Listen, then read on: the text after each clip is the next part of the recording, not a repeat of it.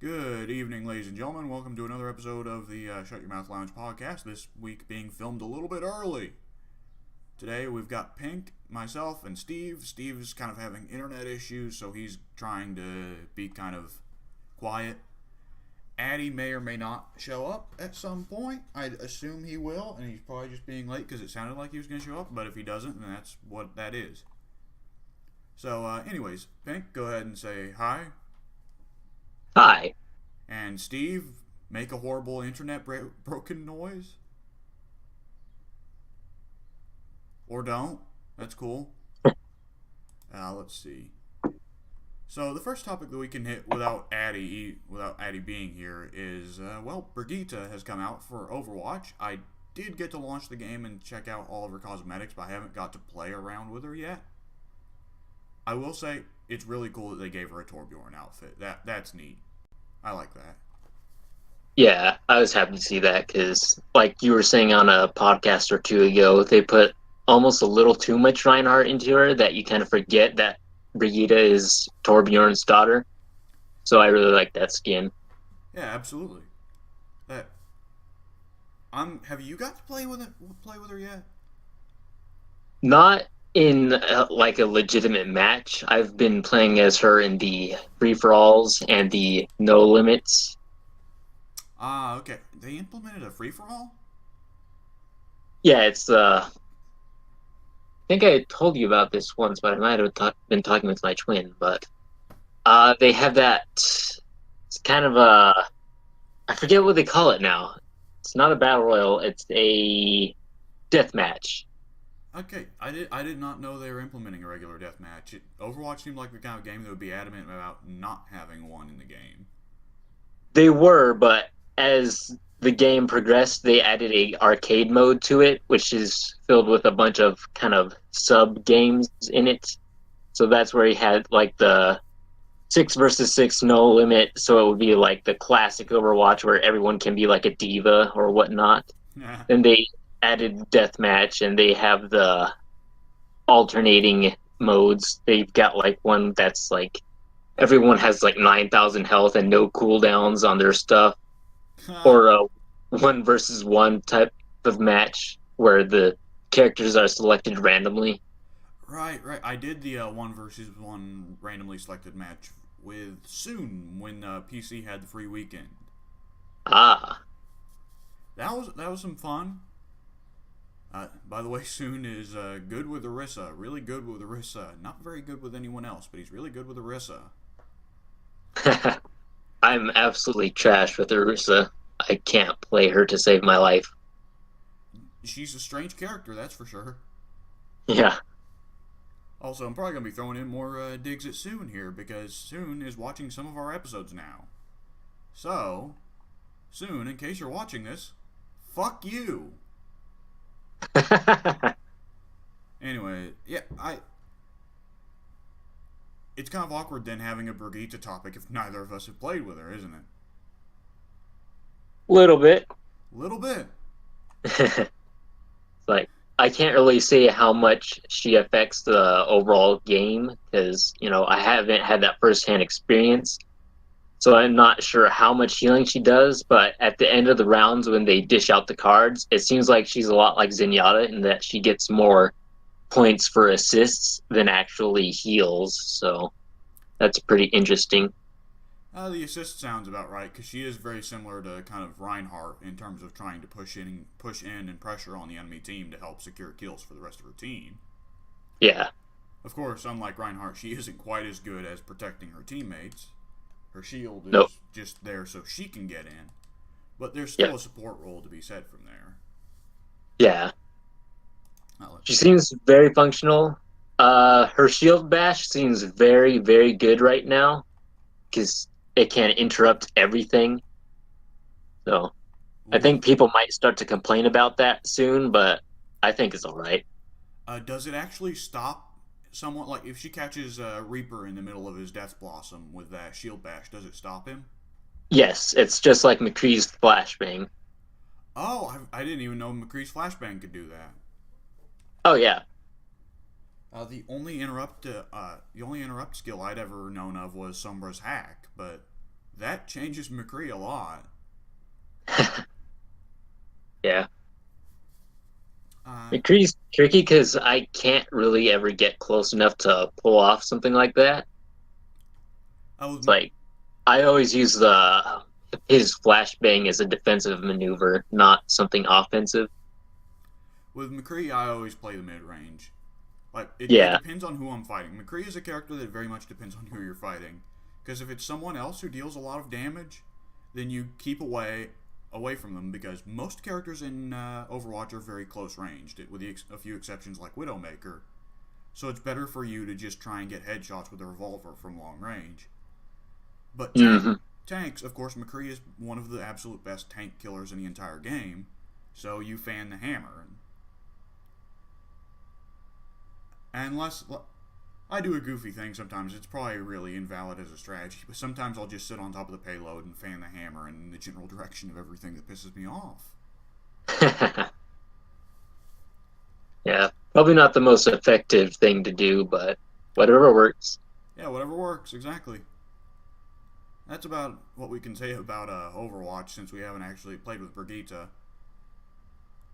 There is one other topic on your list that I think we can hit that Addy wouldn't really be able to talk about too much. And it's superheroes with the most movie potential. Do you mean that for like superheroes that haven't been adapted to movies yet? Yeah.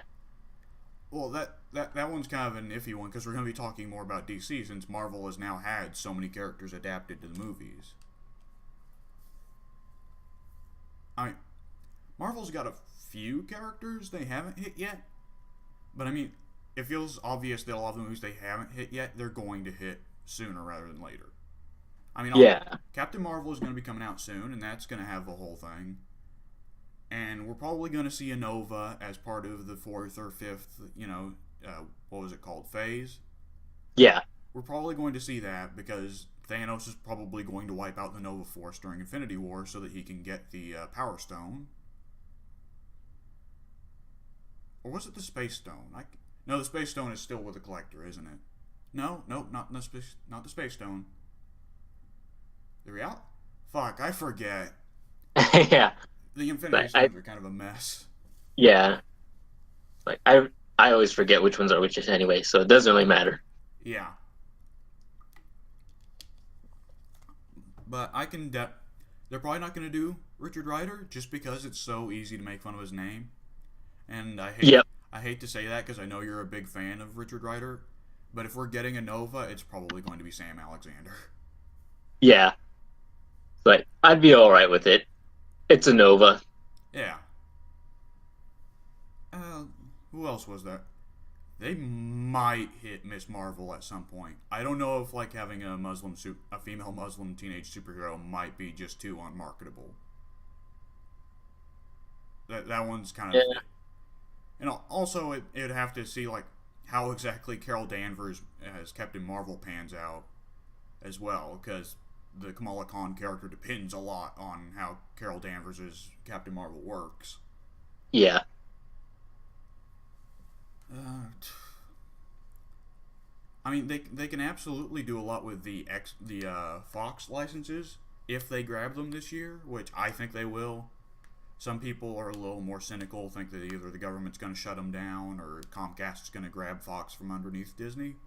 I think Disney's got it in the bag. I hope Disney's got it in the bag. Please, for the love of God. Yeah. For the love of Marvel. Yeah. I mean, obviously, like, they can start a new X-Men series. Marvel can do that, and they probably will. And they probably are going to get rid of all the old cast. Probably. It's iffy to say, because Hugh Jackman as Wolverine in the mainline Avengers movies could print money. But at the same time, Yeah. they probably want to get rid of James McAvoy as Professor X and get rid of, Jennifer Lawrence as Mystique. Oh, please do. And one of the Stark girls from Game of Thrones is playing Jean Grey or something. I don't know. But Yeah. I mean, it's sad to say that because I always fucking loved Michael Fassbender as Magneto, and I think you and I have talked about that before. Hmm. And while Hugh Jackman is like, Hugh Jackman's kind of a weird situation because I don't think he's a great fit for Wolverine, but I think at this point it would be weird to see anyone else as Wolverine, you know? Yeah, I can definitely understand that. It's like Jackman himself is like 6 feet tall, and the Wolverine's supposed to be like 4. Yeah, and Hugh Jackman is always likable and always comes off as a charismatic, caring guy, and Wolverine is a selfish jackass. Yeah, Uh, it'll be interesting to see how they work with it. Oh, and hopefully them doing that will get rid of Channing Tatum's Gambit as well. That'd be nice. that'd be a miracle. Yeah. Deadpool, I don't. I feel like I'm not sure whether or not they just totally get rid of Deadpool, or if they try and get him down a little bit. Either way, like Deadpool as he is now under Fox is not going to continue. There's no fucking way. Disney does not want that associated with their characters. Yeah, probably not. The iffy part will just be if they keep Deadpool around at all, if they don't just get rid of him, they will absolutely keep Ryan Reynolds because Ryan Reynolds is perfect for the character. Yes. The question will simply be, will Deadpool be erased from existence, or will Deadpool go through a similar change he's gone through the comics, where he's become less of a constantly where he's gone from being Peter Griffin to an actual character, you know? Yeah. Which I'm hopeful for that because Deadpool's arc in the comics right now is one of the only things I like about Marvel's writing. Mm. Like a long time ago, before Deadpool was the jokester, I think he would work well as a character in the cinematic universe. It wasn't until they started making him a complete nut job that everything kind of went downhill. Oh, when are you talking about having done that? Because wasn't before then Deadpool was just a bland, shitty Deathstroke ripoff? Yes, yes, he was. But his first, I think it was a limited like 4-issue series.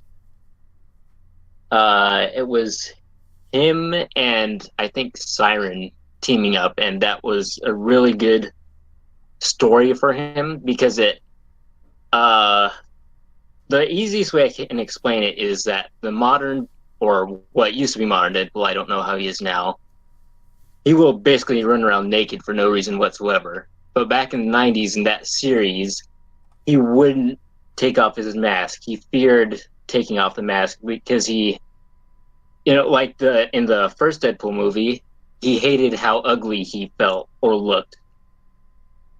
And that was probably his most defining characteristic. He would not take off that mask. On one hand, I think it is more interesting for Deadpool to be resentful of his look, whereas now in the comics he throws off his mask at any point he wants. Yeah. I guess just because the artists really enjoy drawing that fucked up face of his. But at the same time, I feel like if Deadpool had never changed from Mr. 90s tough guy, who was kind of out there, he wouldn't be a notable character. He wouldn't be fun. I'm happy with Deadpool. Deadpool had some fucking terrible years of just being Mr. fucking garbage, whatever the writer thinks is funny, so usually dead kittens or poop jokes or bizarre, awkward rape jokes type things. And I think it's better now that we pretend that stuff was non-canon, but we work with the result of having Deadpool, who is this superhero, who very clearly wants to help people, but he's also very bizarre, out there, very violent, thinks that murder is a good solution, and so forth. But at the same time, you can see how much he admires Spider-Man and Captain America, and how he genuinely thinks he's trying to work towards and become guys like them. I don't know if I've talked about this before. I feel like I might have. But one of my favorite things is when they have Deadpool and Captain America interact. Firstly, because Captain America is one of the only people that Deadpool genuinely respects and will never do something gross or humiliating in front of him. And simultaneously, while the rest of the superhero community fucking hates Deadpool with a passion, all the X-Men hate Deadpool. Wolverine tries to kill Deadpool on a regular basis because he pisses him off. Iron Man doesn't trust Deadpool. Spider-Man thinks Deadpool's a dangerous sociopath. Captain America is the only other Marvel hero, other than maybe Cable, that genuinely respects and likes Deadpool. And it's kind of played up as this weird thing where the most respectable and moral of the Marvel superheroes is also the only one that treats this psychopath like he's a human being, you know? Hmm. So it becomes this kind of strange thing where you respect Cap for what he's doing, and it almost makes you question if Deadpool really is redeemable if Cap believes in him like that, you know? Yeah. It's a great thing for both Cap and Deadpool's writing in their arcs. Now, right now, I think it's a little bit different because I think Cap and Deadpool are actually fighting in the comics because Deadpool joined up with Hydra Cap. And I'm just reminded of, good fucking god, the Hydra Cap storyline just ruined everything. Yep. Like, it's almost worse because, to my understanding, Punisher was the other superhero. Punisher, Thor, and Deadpool all joined up with Hydra Cap. Which, again, like, Hydra Cap, he was erased by his time travel nonsense and he's totally gone now. But we can now actually say that Deadpool, Punisher, and Thor were Nazis. Do you realize how unsympathetic that makes the characters from here on out? Yeah. Like, why would they do that? And, like, Deadpool's arc now is him trying to deal with the fact that he is a horrible international fucking war criminal now because he worked with the Nazis. And I think Punisher and Thor both just kind of shrugged it off. Punisher, I think, has the War Machine armor now because Rhodey's fucking dead. That's the strangest thing when they just take pre-existing characters and put them into other characters, like Doctor Doom as Iron Man. That one, like, Doctor Doom as Iron Man came around at the same time as Lex Luthor as Superman. I've not looked into Doctor Doom as Iron Man, but I fucking love Lex Luthor as Superman because it's the best possible reason for Lex Luthor to take up superheroics. It's because in Lex Luthor's mind, he's like, I'm going to get my payback and my vengeance, and I'm going to prove I'm better than Superman by being better at being Superman than Superman. Lex Luthor became a superhero just to try and make Superman look bad by being better at superheroics. Like, that's the Of course, Luthor did. That's the most delightfully petty reason to do good things I've ever heard. Yeah. I love it. I not to change topics too much, but I should really note that there's one thing I did like about the New 52, and it's what they did with Lex Luthor and Captain Cold, having them both turn to be good guys. And maybe it's just me, but I always liked sympathetic Lex Luthor more so than evil money man, you know? Yeah. I always liked the idea of Luthor as being kind of a demented but very idealistic guy who genuinely, like, in his bizarre, insane little world, thinks Superman is the biggest threat to the planet. Yeah, I have no problem with that whatsoever. Yeah. I mean, there's a whole thing with Luthor where he's supposed to be a self-made man, you know, raised by poor, abusive parents, and now he's, like, big and handsome and rich and everything, and he's supposed to have gone from 0 to 100. And I have this little headcanon. I don't know how actually canon it is in the comics, but I feel like a big reason why Luthor would hate Superman is because Luthor has worked his entire life to go from nothing to being the perfect man, to being the Superman. And here comes this alien from space who has done nothing, has never really worked a day in his life, and he gets to be bulletproof and lift skyscrapers and fly and shoot lasers out of his eyes? To someone like Luthor who has worked their entire life, worked themselves to the bone, that must be the most incredibly insulting thing, you know? Yeah. So Luthor wants Superman dead because he sees Superman as a cosmic insult, you know? I like that word, cosmic insult. That's perfect. Yeah, exactly. But back on Marvel's end, yeah. Oh, and what is Thor doing? Oh, Jane Foster finally died. Yeah, I saw the artwork for the cover for that. I think you posted that, and I made a snide comment about the terrible art of it. Yeah, But the moment itself was kind of strange because it felt like they actually were going for something there, and I'm not quite sure what they were going for. Because it was supposed to be some supervillain, was fucking throwing the sun at Asgard. And Jane Foster, because she's dying of cancer, it's turned out that as long as she's in Thor form, she can stay alive, but when she goes back to being Jane Foster, she starts dying of cancer again. It's like, back in the 80s when you had, what was his, Eric Masterson as Thor, and he'd switch Yeah, between Eric form and Thor form. yeah. It's like that. So what they figured out was, as long as she stayed as Thor, she was immortal. Well, the sun is flying towards Asgard. You know what Jane Foster did to stop the sun?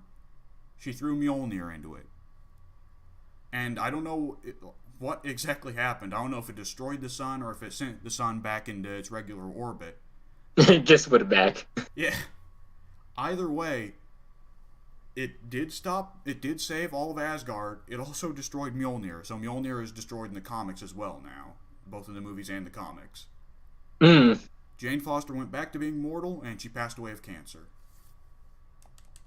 So what I heard was they kind of played it up as sort of a reverse Prometheus angle, where a mortal had sacrificed herself to save the gods. Which, I mean, if that's the kind of arc they were going for, I'm almost kind of interested to see what's supposed to be symbolic of there, Yeah. But at the same time, like, I've seen so many terrible, terrible panels written of Jane Foster that I don't want to read it, Yep, I can understand that. Jane Foster's Thor is going to be one of those weird, oddball comic moments where, 10 years from now, they're like, that was a thing? That happened? I mean, Yeah, it was. not as bad as Eric Masterson, because you can show someone an Eric Masterson Thor comic panel, and they'll think it was just Odin's son, Mm-hmm. This will be along the same lines as Beta Ray Bill as Thor, where people will at least be aware that it happened at some point. Yeah. Like I was saying that the Hydra Cap and Foster Thor, though Thor to a lesser extent, they in the future they'll be looked at with the same regard as Iron Boy from the 90s. Like, you do realize you're making some really big mistakes here. But no, they just went ahead and did it anyway. Well, yeah, I mean, I guess it's a big change for Thor, firstly because he's dropping Mjolnir in the movies, so they want the movies and the comics to stay roughly along the same lines. I'd also say it's kind of supposed to be a big change to Thor since he's been such a static character for about the last 20 years. Yeah. I mean, well, comic books have been around for roughly 100 years now. And for the most part, the characters don't change that much. Roughly, the kids of this generation are seeing the same stories, reading the same characters, then as the generations of, the 40s or whatever. You're still reading about Batman, and some kid in the 40s was reading about Batman. Yeah. But at the same time, there needs to be change as well, because it's still a story, very much so. And many of these characters need to have arcs to be anything resembling interesting, Yes. So, I mean, there's a difference. I'd say that in comic books, change is not bad. There are some guys in comic books that think change is automatically bad or change is automatically good. It can be either way. Because there have certainly been bad changes. One More Day was a great example of a bad change in comic books. There have been good changes. I mean, like, I'm only thinking of this because I've got a big fucking picture of Achebe smiling at me on the screen right now. But Black Panther pre-98 or so was just that one Avenger in the cat suit, Mm-hmm. He was the king of Wakanda, but it wasn't really a thing they talked about. It was more so a thing of, that's just why he's got powers. That's why he's special. But they never explained, like, what it actually inferred, or it never actually had any storylines revolving around the fact that he was king. Mm-hmm. So there's good changes and bad changes. Also, we have veered way the fuck off topic, because we're actually supposed to be talking about what superheroes have the most movie potential. Oh, that's a good point. Yeah. We should probably get back to that. Yeah, I mean, on Marvel's side, I don't know how much there is to say, because there's a lot of Fox characters that have movie potential. We may see more stuff done with Cable after Deadpool 2. We might not, because I hear that the earlier reviews of Deadpool 2 are panning it really bad. Oh, really? Yeah. I mean, I felt this was kind of inevitable. I felt like the first Deadpool was just there to prove to the executives they could make money, and the executives were going to do something like giving the writers total freedom. And when you give the writers total freedom, bad things happen. The executives and the editorial and the producers are there for a reason. Yeah. Something tells me that the writers got their total freedom, so they wanted to write Peter Griffin Deadpool. And we're going to get a Deadpool who spends his entire time, like, molesting and raping women, like, Deadpool circa 10 years ago. Mm. So, I was cynical of Deadpool 2 going in. People called me crazy. I'm still cynical of Deadpool 2. I think it's going to be a fucking dumpster fire. That's always possible. Outside of him on the Fox side, I don't know if they could make a Fantastic Four movie. I don't know how accepting modern audiences would be of Fantastic Four, you know? Yeah, I think that's their biggest obstacle there, because there's just too many moving pieces in the Fantastic Four, and they can't get it all done in 2 hours. Yeah, there's absolutely that. Like, I feel like the biggest thing with Fantastic Four is Doctor Doom is probably the best villain Marvel has, and every news article after the Fox merger, the Fox Disney merger was announced, was basically saying, "Thank God Marvel finally has a good villain in Doctor Doom." And there's this problem with Fantastic Four where they need to introduce Doctor Doom in a Fantastic Four movie. A Fantastic Four movie needs to focus on the Fantastic Four. But they're probably going to want to spend a lot of time developing Doctor Doom because Doctor Doom is such a good villain because he has so many interesting storylines going on with him. Yes. So it's like, it's left with, do we let Reed or Johnny suffer in the character development department in order to show off, like, Doom's storyline with his mom being trapped in hell? Mm-hmm. Or do we let Doom not get as much character development and instead have Reed go through his whole, like, kind of autistic thing, or Johnny run with his issues of being a jackass, you know? Yeah. It's also really unfortunate because they already blew the Inhumans, so they can't add that to the Fantastic Four. Which maybe it's a blessing because, like I said, it has so many moving parts already. You probably can't throw another family into it. Yeah, absolutely. I think the best way to do it may be to introduce Victor in the first Fantastic Four movie, but not make him Doctor Doom yet. Like, maybe the movie maybe he's just a friend of Reed and Sue and whoever, and by the end of the movie he gets the incident that turns him into Doctor Doom. And the first movie has a different villain, like someone out of the ordinary, like, I don't know, Annihilus.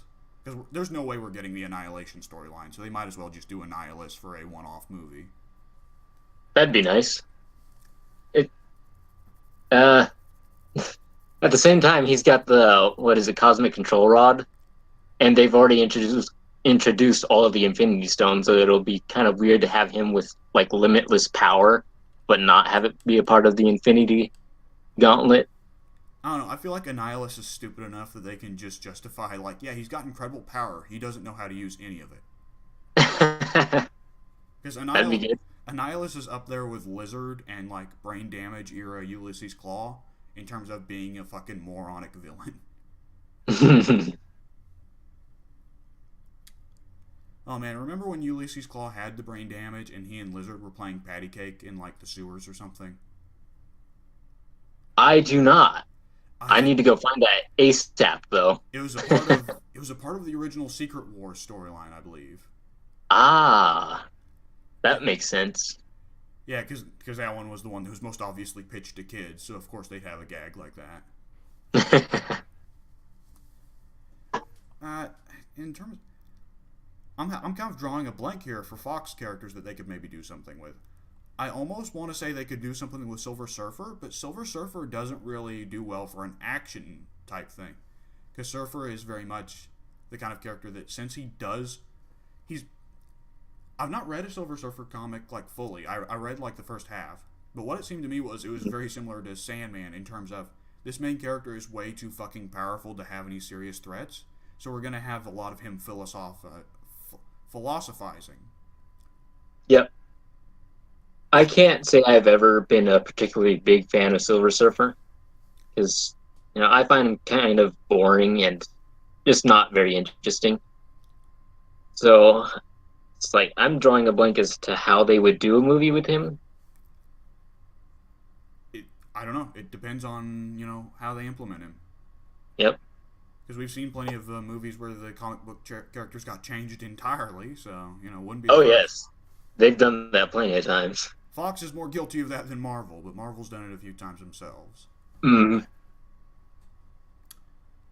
If there's anyone out of the X-Men that deserve their own solo movie outside of Wolverine and Jean, since they're both already getting their own solo movies, shit. I feel like I'm missing someone, some X-Man that has very clearly got loads of solo stories. I would like to see.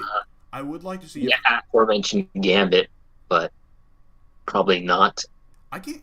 First, Gambit's so irrelevant nowadays. Like, I say this as someone who grew up with, what I thought of as Gambit as being one of the primary X-Men, because I grew up on the '90s cartoon.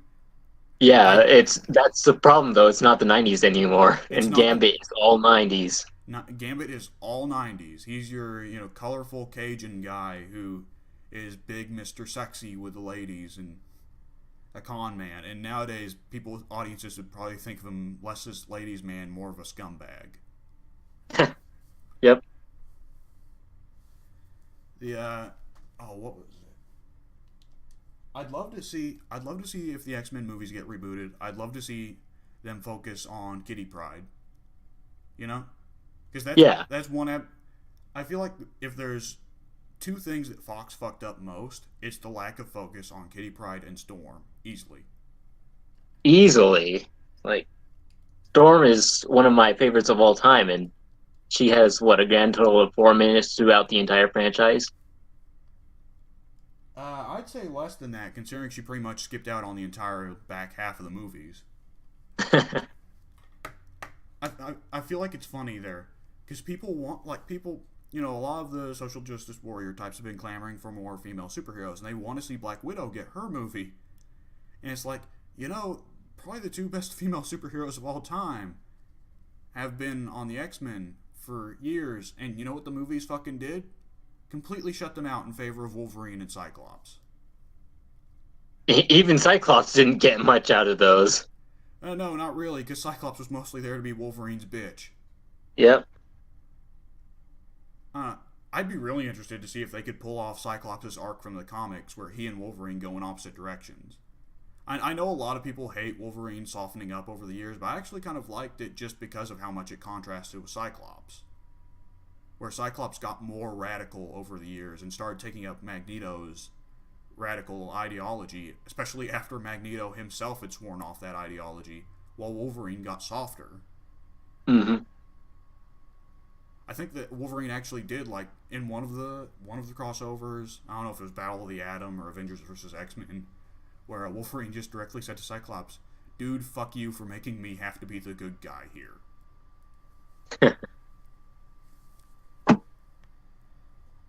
I mean, though X-Men is a case like Fantastic Four, where again there's so many moving parts. Because with X-Men, like, even if you just want to have the Founding Six lineup, like even the original Chris Claremont comics, Nightcrawler did not have as much going on as much as the other members of the X-Men. And, yeah. And Colossus was pretty much just there so that Kitty Pryde could fuck him. Nobody wanted that though, or at least not in the editor's office.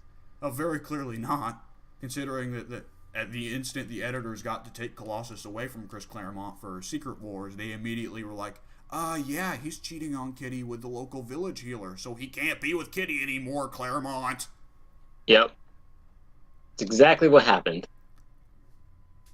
It's led to so many hilarious instances of Kitty forgiving Colossus for ridiculous things, because the editors are trying so hard to split them up. And they're actually getting married now in the comics. They're back together again.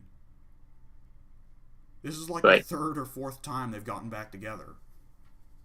40 years past relevance now, probably. Oh, yeah, totally. The people writing X-Men in Marvel right now are the only people in Marvel that give a shit about X-Men. And even that, I'm not sure about. As someone who grew up on the X-Men and would still consider the X-Men to be their favorite Marvel property, it's depressing. Yeah. I feel you there. it is what it is, I guess. With outside of the Fox licenses, like I said, they could do Nova. The Ghost Rider's appearance on Agents of S.H.I.E.L.D. was so irrelevant, they could probably do a Ghost Rider movie if they'd want to. But Ghost Rider's another character like Gambit, where it's like, in the 90s, Ghost Rider was cool as hell. Now, Yeah. people would laugh at him. Because they'd be like, oh, Probably. what a 90s tough guy. Yeah. They'll take the trailer and dub Evanescence over it. Yeah, absolutely. They'll load it with Evanescence memes, or it would get worse if it was like, no, Linkin Park. Linkin Park would be worse. Oh yeah. Linkin Park, yeah, absolutely. That's it. I don't know. I've always been a big fan of the Ghost Rider as well. Admittedly, that's because I grew up in the early 2000s when shit like Ghost Rider and Punisher was considered the coolest shit. Mm-hmm. And Punisher has aged better into the modern day because Punisher has that air to him. He always will. That he appeals to that part of you that hears about horrible things on the news, and you're like, God, I wish that guy. When you hear about a shooting or a rape or a serial killer on the news, and you just think, God, I wish that guy would die a slow and painful death. That part of you, Punisher appeals to that part of you. Yes. So Punisher will always have an audience because there will always be that vengeful part within people, that part that wants to see bad things happen to bad people. That is Punisher. Absolutely. That is Punisher personified. And of course, Punisher is facing issues now, some degree of issues, because he is very much a very gun-focused character, and we live in a day and age where the gun rights issue is a huge issue. But even then, like, the Punisher TV show is well written enough that even people that are adamantly anti-guns are still like, yeah, this is a good show. Yeah. But I still need to go back and watch that. I started got through the first 4 episodes, but then took a break and then just never got back onto Netflix. The first couple episodes are a rough watch because it's a show that takes a while to get going. But it does not have as much going on of that classic Marvel issue of the last couple episodes are a drag, where they really drag out the ending. It doesn't have that going on at all. Nice. I will say, like, the only 3 Marvel shows I've bothered to watch fully through were Punisher, Luke Cage, and Defenders. I'd say Punisher's the best. Now, admittedly, Defenders was dog shit, but Punisher was the best. Which is a hard mark. Which is a fucking high mark because Luke Cage was a good fucking show. Yeah. I've not. Let me think for a second. I've not watched fully. I've not watched Luke Cage, Jessica Jones, or Punisher. All the others I've seen completely through. And Jessica Jones just got a second season, and I still haven't finished her first one. The Jessica Jones one will be interesting for you because it brings out the fucking weirdest Silver Age character you would not have expected at all. Like Silver? Yeah, Silver Age. It brings out a Silver Age Marvel character. Huh. And like I said, absolutely not the one you would have expected on any fucking planet. Okay, then. I've not watched Jessica Jones fully through because my habit with Marvel shows is that it tends to be a family thing. We typically watch them in the living room. We started watching Jessica Jones, and about 30 minutes in, Luke and Jessica are in bed going hard and heavy. So around then, we were like, okay, we'll pass on this one. I can understand that. Like, I too saw that scene, and I was thankful that I was alone at the time. It's like, I didn't need to see that. No, thank you. Luke can't stop, won't stop. I'm glad Luke Cage wasn't as big on those scenes because they do just interrupt the flow usually. But yeah, I've not watched through. I've seen parts of Daredevil. I saw the start of Daredevil season 1 when it first came out because at the time that was a huge novelty, having a Marvel show on Netflix that was set in the same universe as Avengers. That was ridiculous. Yeah. Nowadays, now that Netflix has so many superhero shows, it's like, eh.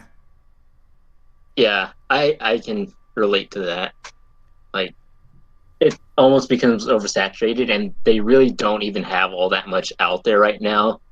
But it's still, all of them kind of start to feel the same after a while. That And a lot of them can start very slow or have some very slow parts to it. And sometimes it's just too much to put up with for a while.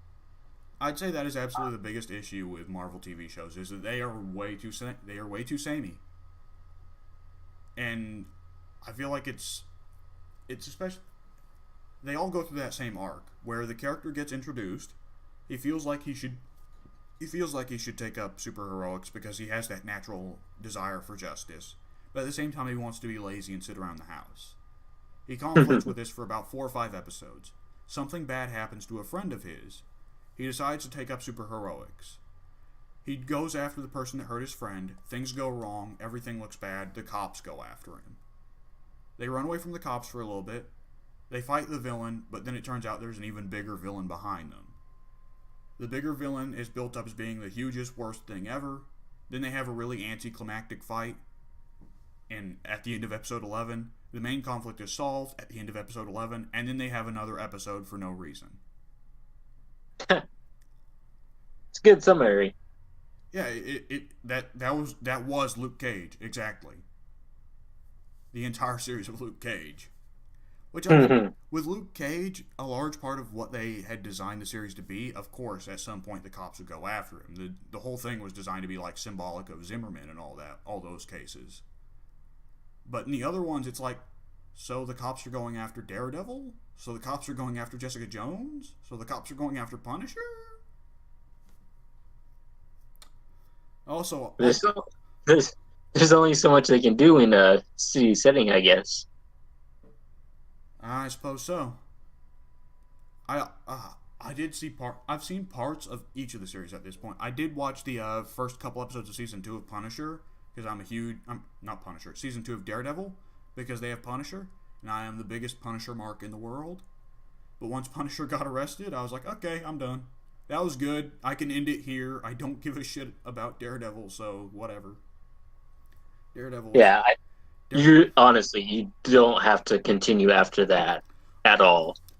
I know that season 2 was supposed to be dog shit. Yeah, the first 4 episodes maybe were really good, in my opinion, and everything else after that was just not relevant and not good. The Punisher arc was so fucking good. John Bernthal's performance when they're in the graveyard and he's giving the big speech to Daredevil about, his family. Like, that's some of the best acting I've ever seen. But, like, holy shit. Once Elektra shows up, I tuned out so badly. Like, yes. Yes, Elektra is the worst part of the Netflix cinematic universe. Yeah, once she fucking stabbed Sigourney Weaver in the back in Defenders, I was like, okay, so this series is ruined. Yep. And Sigourney Weaver's character wasn't very good to begin with. It was a really low bar, and you broke it. They got Sigourney Weaver to do a nothing character. Because she just goes ambiguously around and does high-class things.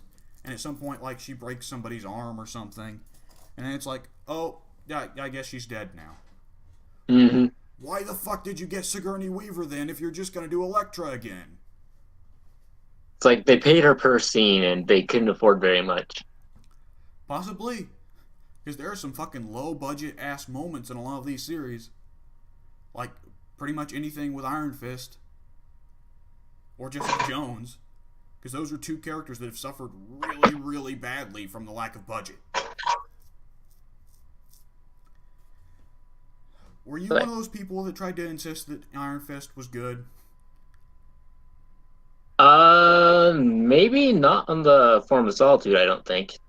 Though my memory can be sketchy at times. I definitely didn't hate it. I thought it was bland as all get out, but I couldn't bring myself to say, no, that was a terrible show. You shouldn't watch it. I feel like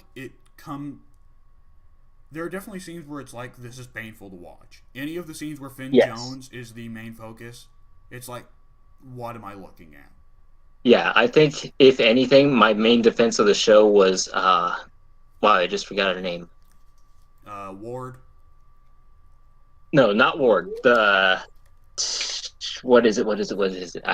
Oh, Colleen. Ah, Colleen. You're referring to Colleen. Colleen Wing. Yes, I kept thinking of birds, and I'm like, what does it have to do with birds? There's no bird name in it, is there? Wing. Wing was the absolute best part of that series. Colleen was great. I mean, a big part of Defenders, like, the only good thing that came out of Defenders was the hint that they're actually going to give Colleen and Misty their own show.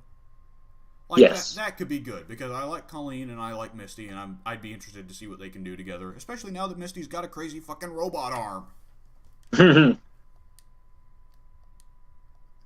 I... Defenders wasn't great for a multitude of reasons. Iron Fist, though, I cannot stand. I just fucking hate Finn Jones, firstly. He's not a good actor, and he's not anything. Yeah. He's not anything even resembling a martial artist. No, not at all. Those Like, fucking fight scenes were the worst. yeah. It's like I can forgive a lot of things, but get him who is rather bland and not a martial artist instead of getting someone equally as bland but can actually do martial arts. That's like a big problem there. Because Iron Fist is all about punching people in stylish ways. Yeah, absolutely. And I mean, you can get a bland actor because Danny Rand is kind of a bland dude, but you get someone that you don't constantly feel the need to punch in the face. Finn Jones looks like a fucking douchebag all the time. It's unbelievable. Yeah. And why was Howard Hamlin the final threat? Why was Howard Hamlin the big final boss that Danny had to beat at the end? Why him? Because I get that he's immortal, but at the same time, he's a fucking businessman. He's not a master kung fu artist. Why can he get so close to beating Danny? Yep. How pathetic is the Iron Fist that's just some asshole in a suit with like 1 day's lessons of karate can beat him?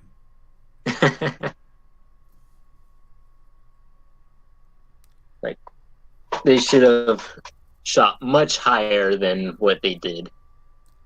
Absolutely. And Iron Fist was definitely the least ambitious of the Marvel shows. And like a lot of people cite that the fact that a lot of it was focusing on like boardroom drama, and for what it's worth, I can't criticize that because I don't remember it. I do not remember any of the corporate drama nonsense.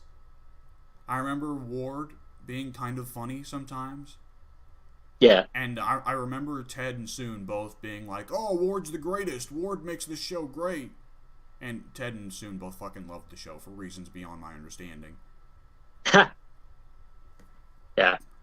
And I'm going to catch a lot of flack from Soon if he actually watches this recording, because he's going to be like, oh, you went on the podcast and was dogging on my show, man. And I don't give a shit. Iron Fist fucking sucked ass. Yep. Like, there are some parts around Iron Fist that were really good, but Iron Fist himself just wasn't. Oh, it was terrible. It was terrible. You're certainly entitled to your opinion to believe that it was just bland. I'll say that it was terrible and I didn't enjoy it. Well, let's see. We've been trying to talk about Marvel characters' movie potential, but we just can't find anything. Marvel's already tapped most of its potential. I mean, obviously they could have done like a Daredevil movie at some point, but they got the TV show now. Yeah. Like, for DC, there is a ton of movie potential that will be entirely misused. wasted. Wasted, yeah, absolutely. Well, it's difficult to say because they're running into this issue now, like where Wonder Woman, they more or less gave Patty Jenkins as much freedom as she could have, and she wound up making something really good. And now there's pictures coming out from the filming of Shazam. I don't know if you've seen them, and they do not look like anything that's coming out of the DCEU before, anything resembling it.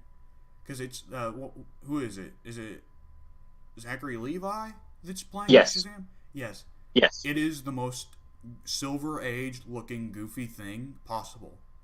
He is wearing it is honestly just the Shazam suit. Like, it's not some stupid, grim dark Zack Snyder version of the Shazam suit.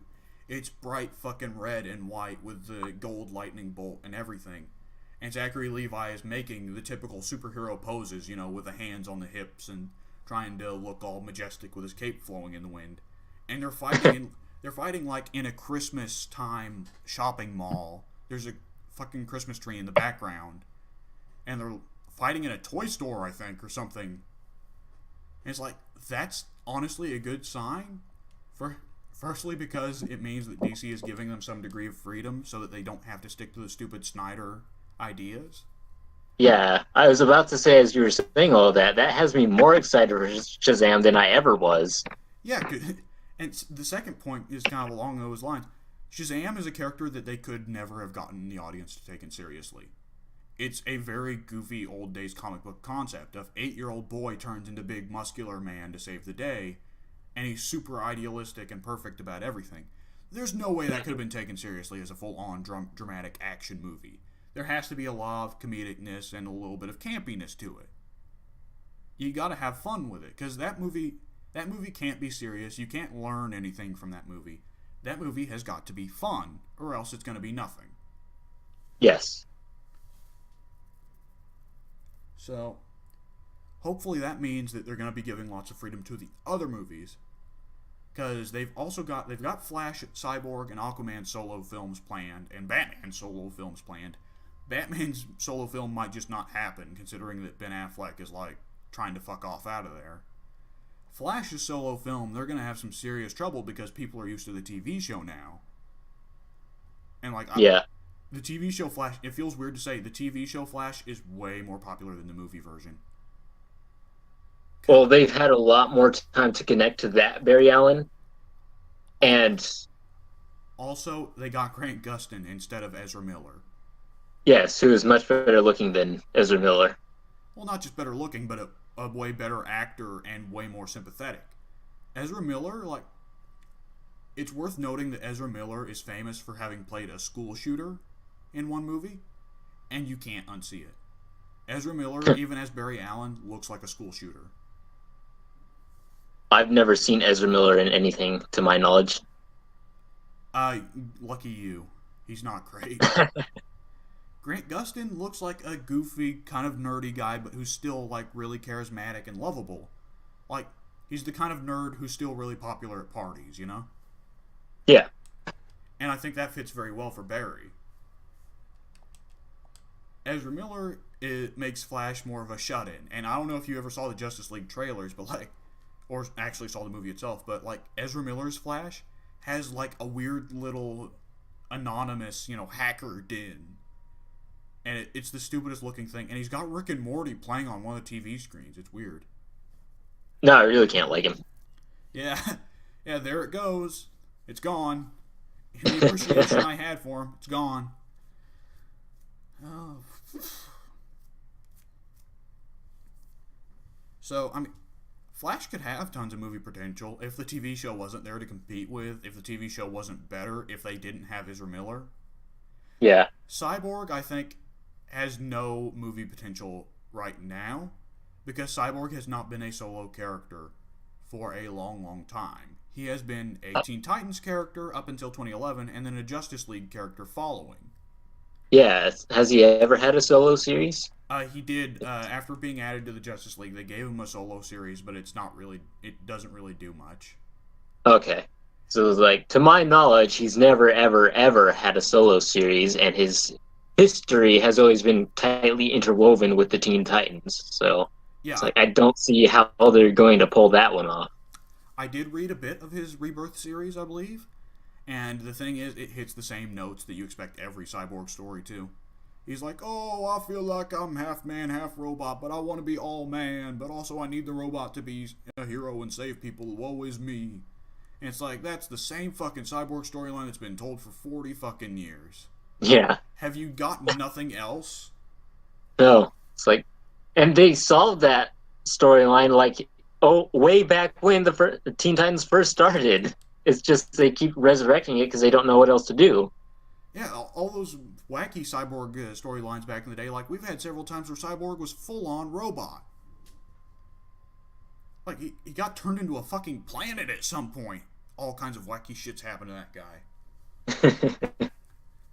Aquaman can have some fun solo stories, but I don't like Jason Momoa as Aquaman.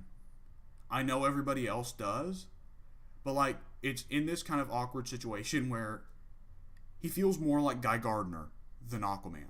Because his entire character thing is he's a giant piece of shit who treats everyone else on the Justice League like shit, but he's also pretty much useless in a fight. So he's pathetic in every single possible way, but he's there on the Justice League for some reason. And like and it's also running into this issue of they're still not sure if they should go with the classic Aquaman style. You know, the golden age or modern age type Aquaman, you know, Aquaman with short hair and both hands, or if they should go with the 90s Aquaman who's bearded and has the hook hand and is kind of crazy.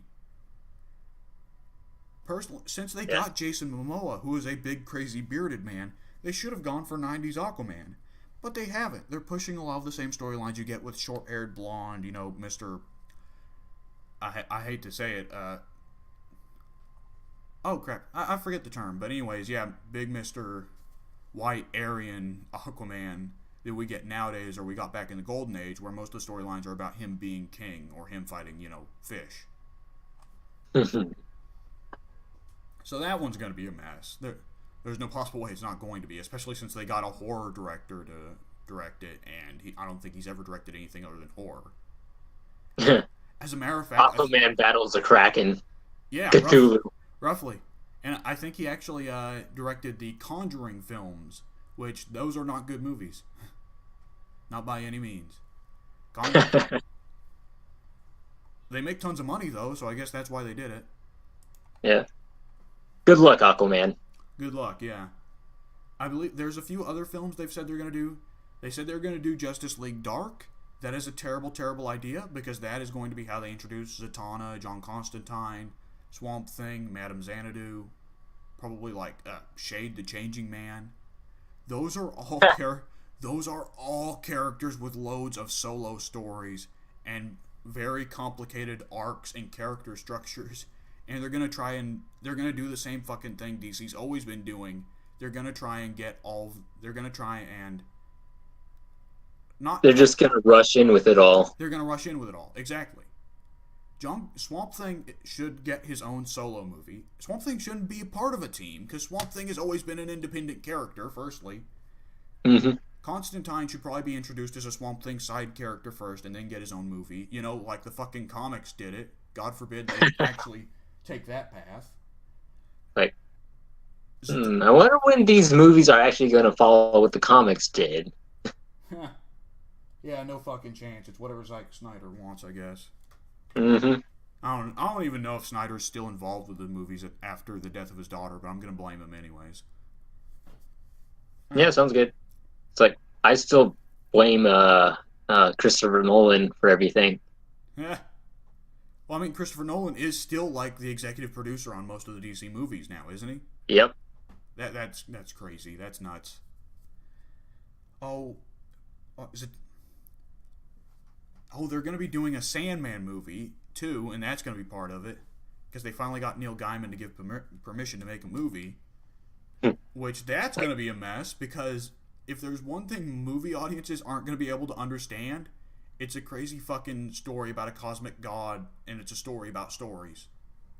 Yeah. And the audience is going to go in like, it's the newest DC movie, let's see the superhero beat the supervillain. And it's like, Dream is like talking about Shakespeare's effects on the human populace and the human psyche. And it's like, the fuck did we sign up for? Like, how are they going to do that without the dialogue? Because comics can do so much more with the characters because of those dialogue boxes. How are they going to interpret Sandman into a feature film? I have no earthly clue. It's a whole mess.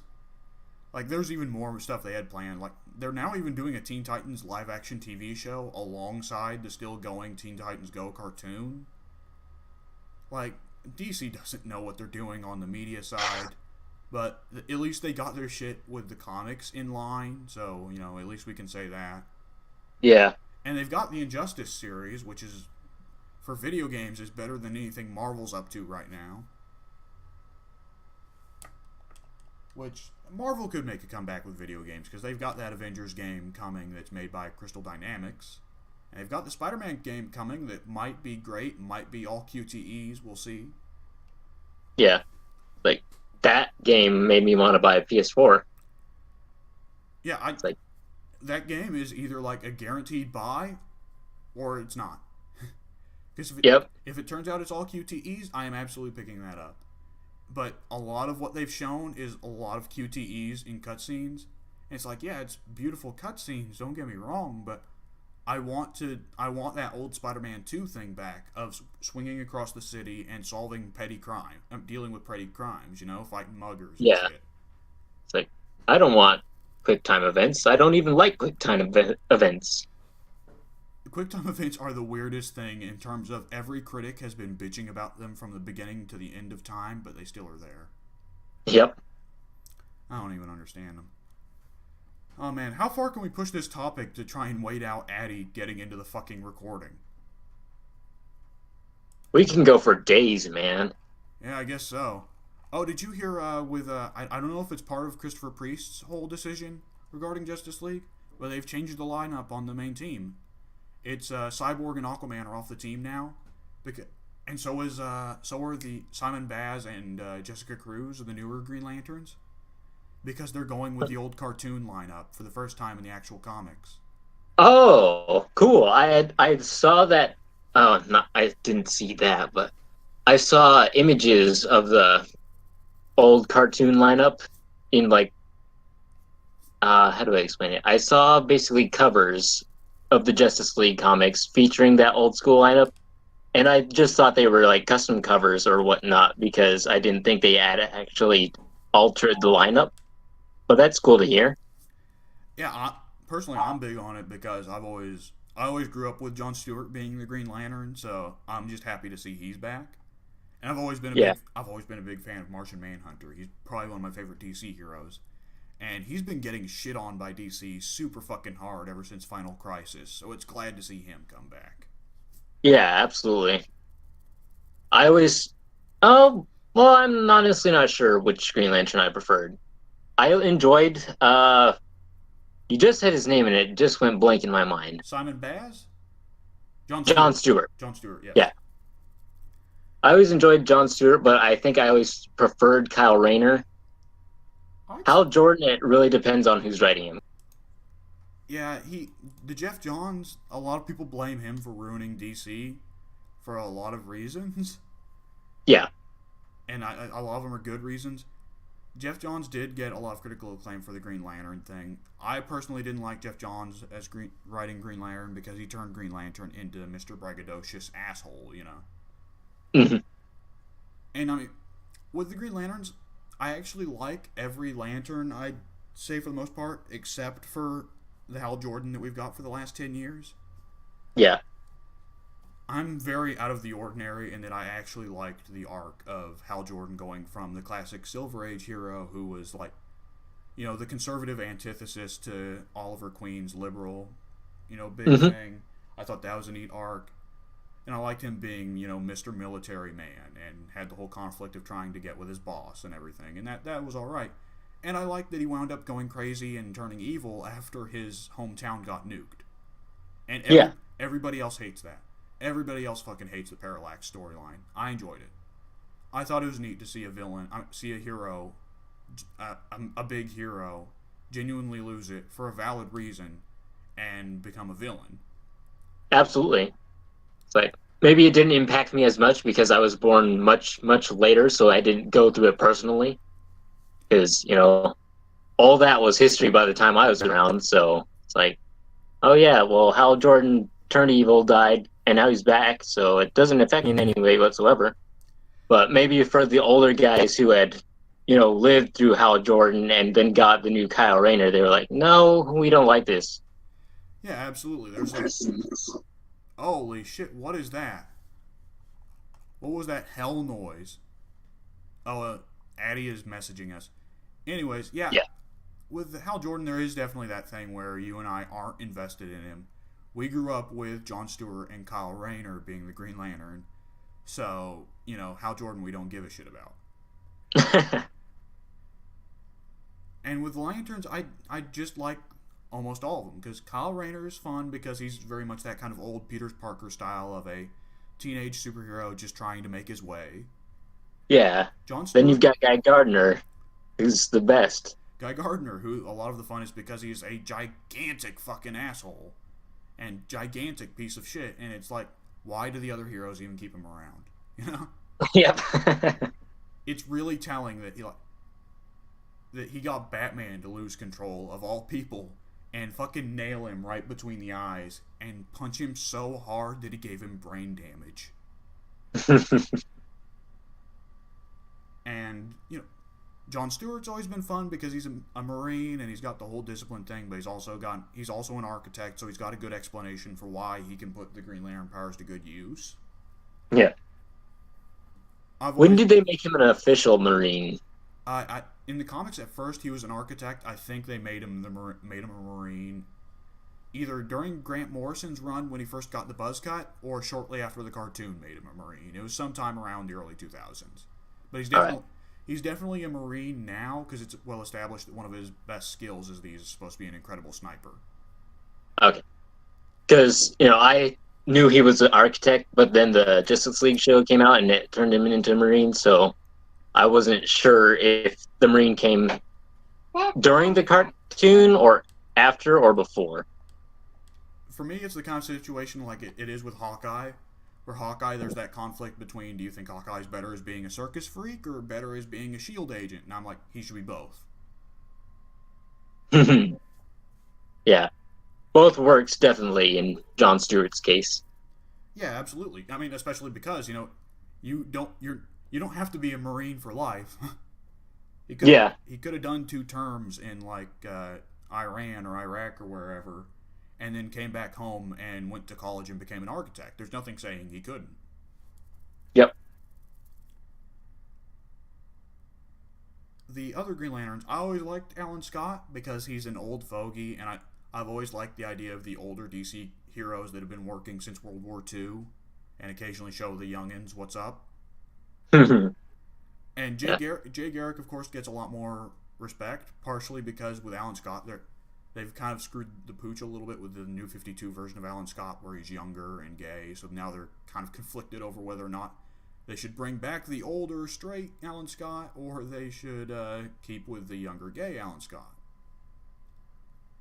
I forgot the young Alan Scott was even a thing, but to be honest, I forget old Alan Scott was a thing too, because to me, Jay Garrick and Alan Scott, I don't particularly like them. I always felt they were lucky for having characters that came along later to kind of make them relevant.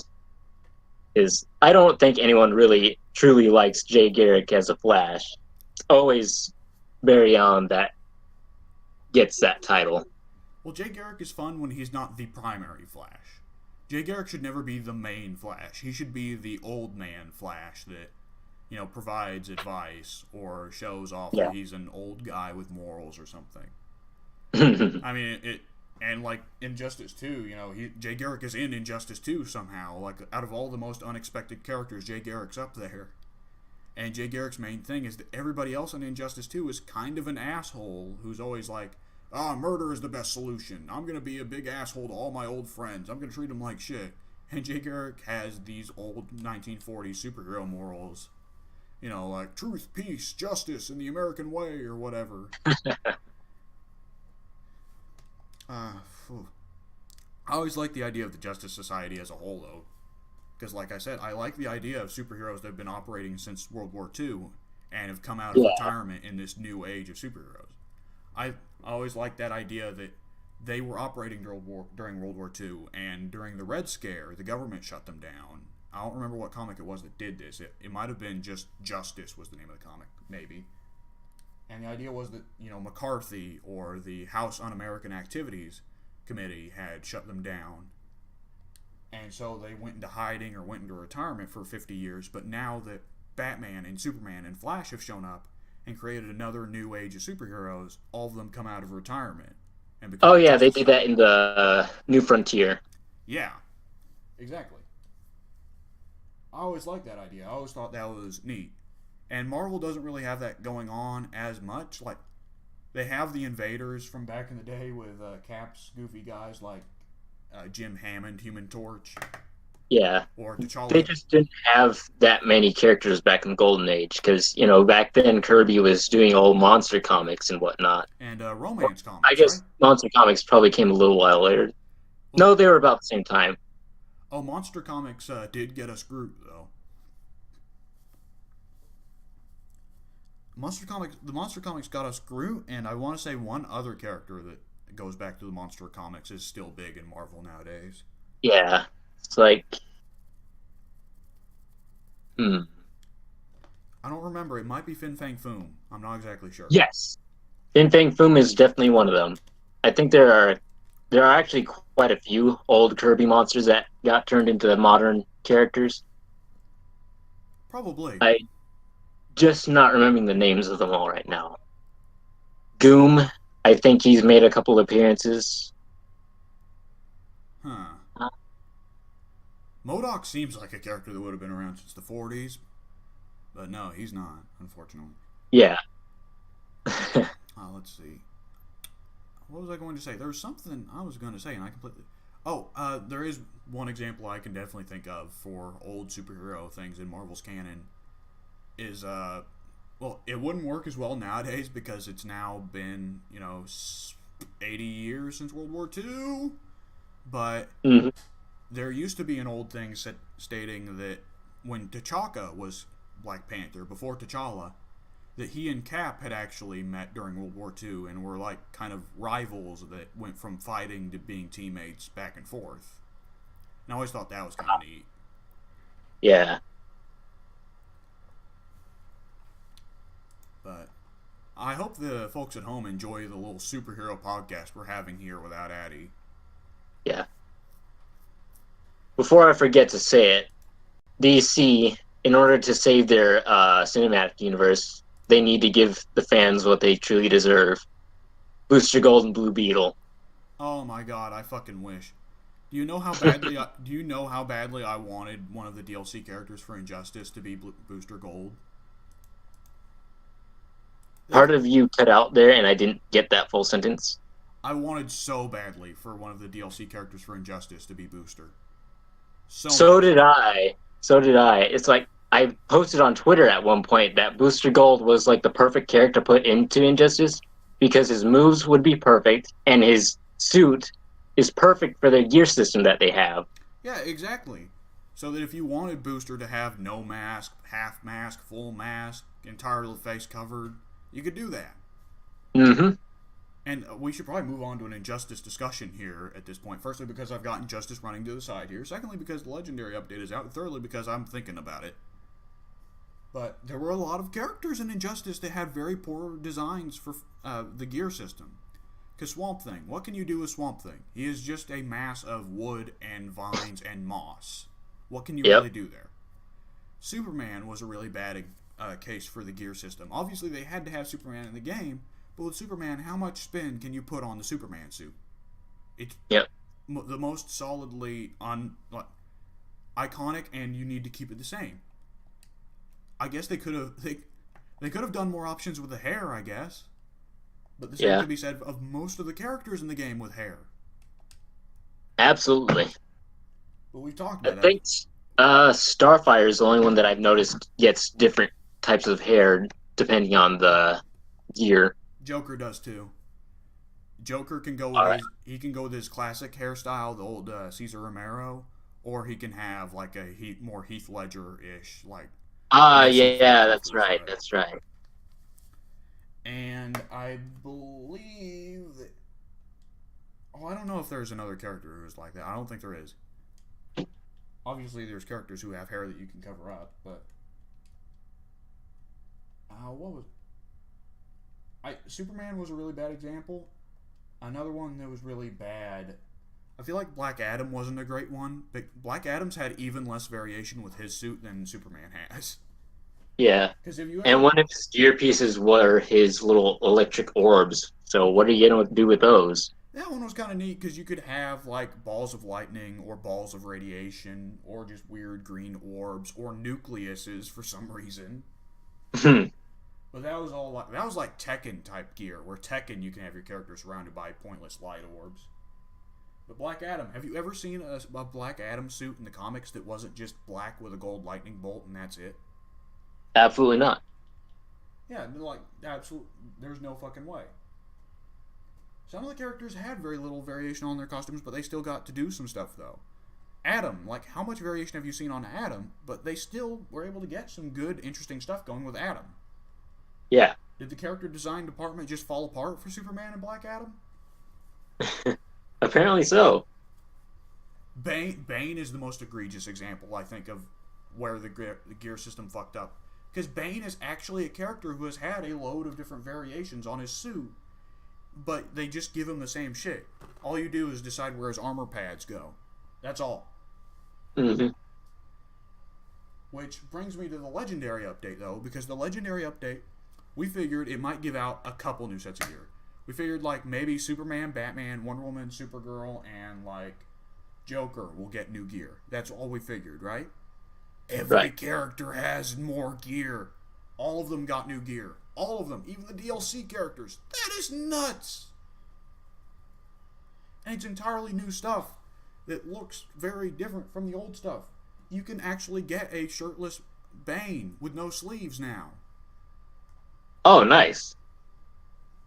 And you can get fucking Red Hood with weird-ass C-3PO masks now.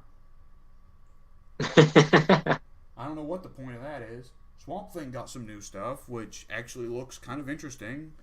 Which, you know, thank fucking God, because Swamp Thing probably has some of the worst gear selections in the game by default. Starfire can get a full body, you know, jumpsuit. Brainiac, I think you can make him look like he does in the new TV show they're coming out with. I don't know what's going on there. I think Cheetah got more like traditional African garb, which is good because a lot of Cheetah's selection was very shit, where it was just a lot of leather straps and bones. Yeah. Harley I Quinn, think I played as Cheetah a grand total of once. She's not a great character. She's better than Grodd, but that's not a high bar. Let's see. There's one character that got particularly a great one. Well, Green Arrow and Black Adam got hoods. Thank fucking God, because Green Arrow has been like a particularly egregious case of why doesn't this character have a hood? For God's sakes. Yep. Black Adam was unexpected, but it was still something that, like... Well, the thing is, his cape has always had the hood on the back, which I noticed at one point, thought it was weird, but it just kind of slipped my mind afterwards. But I'm happy to see it's there now. He can actually put it on. Let's see. So I'm really glad with the Legendary update. I will say that one thing that sucks is I don't like that they raised the level cap. Because that is a pain in the ass having to go back and grind all of the characters up to 30 again. Which you gotta go up to level 30 if you want to get their new gear, by the way. Yeah. I was just playing Injustice 2 before I got onto the podcast. Yeah, it's a fucking bitch. I'm lucky because I've got the PlayStation my PlayStation right next to my computer, so I can sit on my computer and do work while just tapping X on my PlayStation controller as the AI fights battles for me. Nice. But for someone who's like got their console in their living room or something, it's got to be a pain in the ass. Oh, I should note, I think that each character has multiple sets of gear. Because I've definitely seen different new Harley gear. Like, I got a new Harley set that had her classical Harlequin hat on, but she has headphones on over it. But I've seen another piece of gear where she has her helmet, but she's got the headphones on. So I think every character has gotten several new pieces of gear. That'd be pretty sweet. I think everyone has gotten at least one new, like, set with the augment. Like, a legitimate set that you need to complete. And on top of that has several other individual items. Nice. Blue Beetle got a fucking weird one where it makes him actually look like a bug. It's weird. Oh, what else did... they also introduced the new tutorial mode. Have you gotten to take a look at it? Why would I play the tutorial again? That is a good question, but the thing is, it gives you source crystals and loads of mother boxes. I'm gonna go play the tutorial again. Mm-hmm. It also gives you some exclusive epic items for Batman, I think. There's a ton of incentive to do the tutorial now. Like I did it because it got me the final source crystals I needed to get. It gave me the source crystals I needed to get Vixen, and Vixen was the last premier skin I hadn't got yet. Ah, nice. Well, I don't have the new Bruce Wayne one they introduced, but the new Bruce Wayne one they introduced is fucking hot garbage anyways, so I don't care. Yeah. I saw like a gif of Bruce Wayne, and he still has the Batman mannerisms where he's flinging his cape around, and like, that looks kind of funny. Yeah, and his facial animation looks terrible. I've seen people point it out before, and they're kind of right. He looks like Ross from Friends.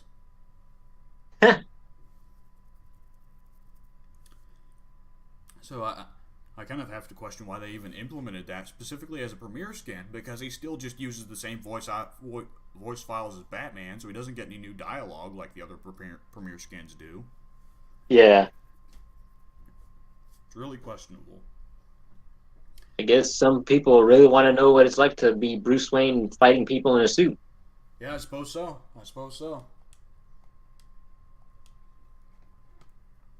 Also, they seem to have boosted the drop rate for epics. Because I'm getting them out the fucking ass now, just from regular fights, not even mother boxes.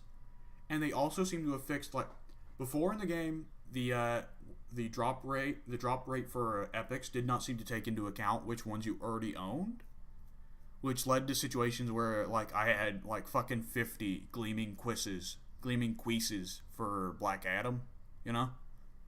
Yeah. Or 78 of the same hat for Harley Quinn. It's like, I want new gear. Give me new gear, not the same old shit. They seem to have actually made it now where you're more likely to get new gear. Have you noticed that yet? I've not gotten far enough into it yet to notice. Well, for me, I've definitely noticed. Like maybe I've just gotten really lucky so far, but I've definitely noticed in my case. And for me, it's a saving fucking grace because Injustice is one game where I'm actually trying to collect all the pieces of gear that I can. Mm-hmm. All the epic gear pieces. Which is humanly doable because prior to the Legendary update, Harley Quinn had 68 unique epics, I believe. And this update probably boosted her up to, I don't know, 76, 78. So it's still definitely humanly doable. I'm not completely crazy, am I? They also did not make any balance changes, which is a little weird, but I'm personally happy with where the balance is now, since Deadshot isn't the zoning god he used to be. Yeah. I haven't noticed anything that I really felt needs to be fixed, so seems like they've got a solid enough balance to it all, so pretty good. Yep, this is probably going to be the state that it's going to be in from here on out. They're probably not.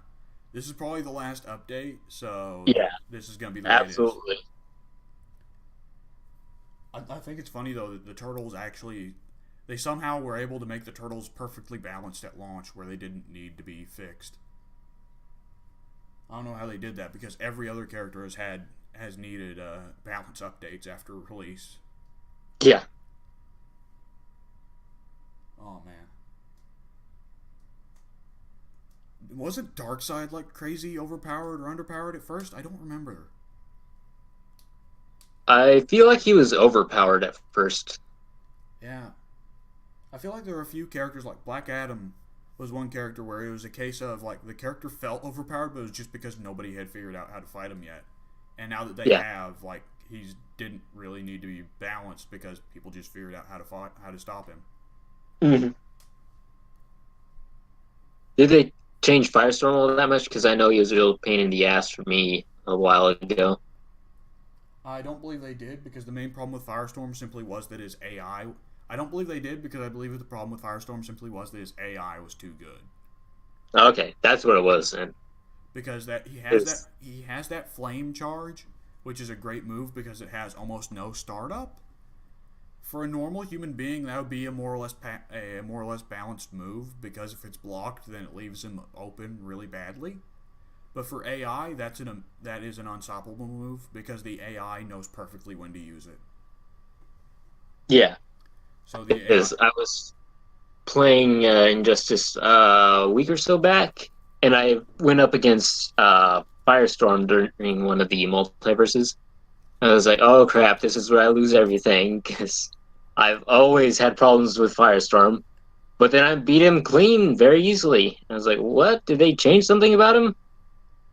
It's like to hear his AI was a bit overpowered is not a surprise.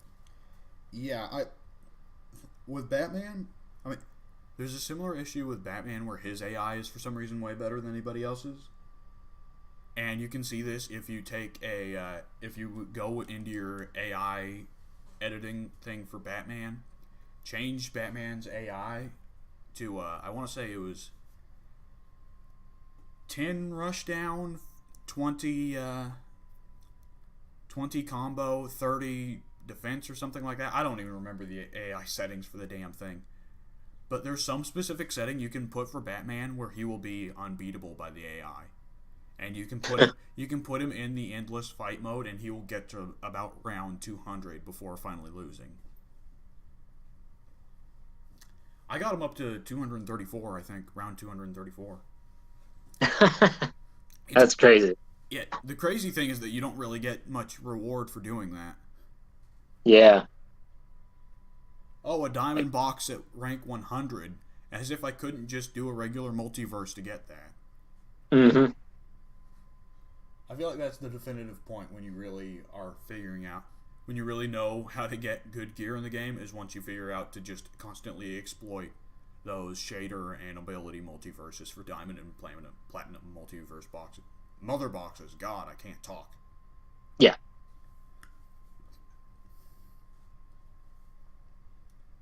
Uh, I'm glad with Injustice 2.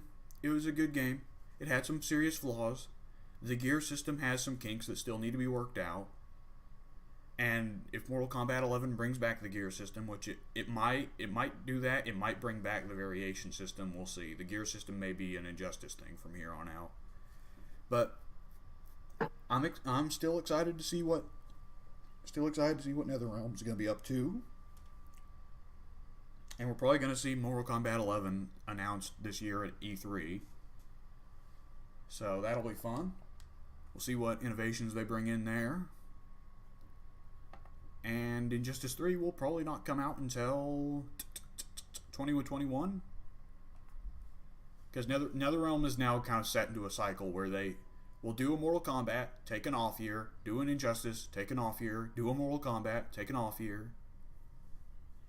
So, which I mean, Yeah. by all means, I'm happy with that because I'm a Mortal Kombat fan and I'm a DC fan and I'm a big fighting game fan, so that's all good to me. Yeah. They definitely can't increase that number of games they're putting out because, that would be oversaturating the market with Mortal Kombats and Injustices, and nobody wants that. Yeah, yeah. I mean, Western fighting games, I enjoy what NetherRealm does with them, but they're very easy to fuck up. Whereas on the other hand, Japan is having a rough fucking time with fighting games because Street Fighter V launched and faced all kinds of problems because they basically were selling you half a game.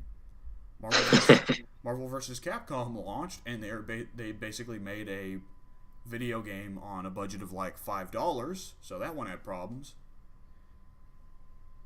Meanwhile, good old Arxis is up to whatever they're doing, and they released that Dragon Ball Fighter Z that I think was supposed to have actually done super fucking well for a Japanese fighting game, at least in the West.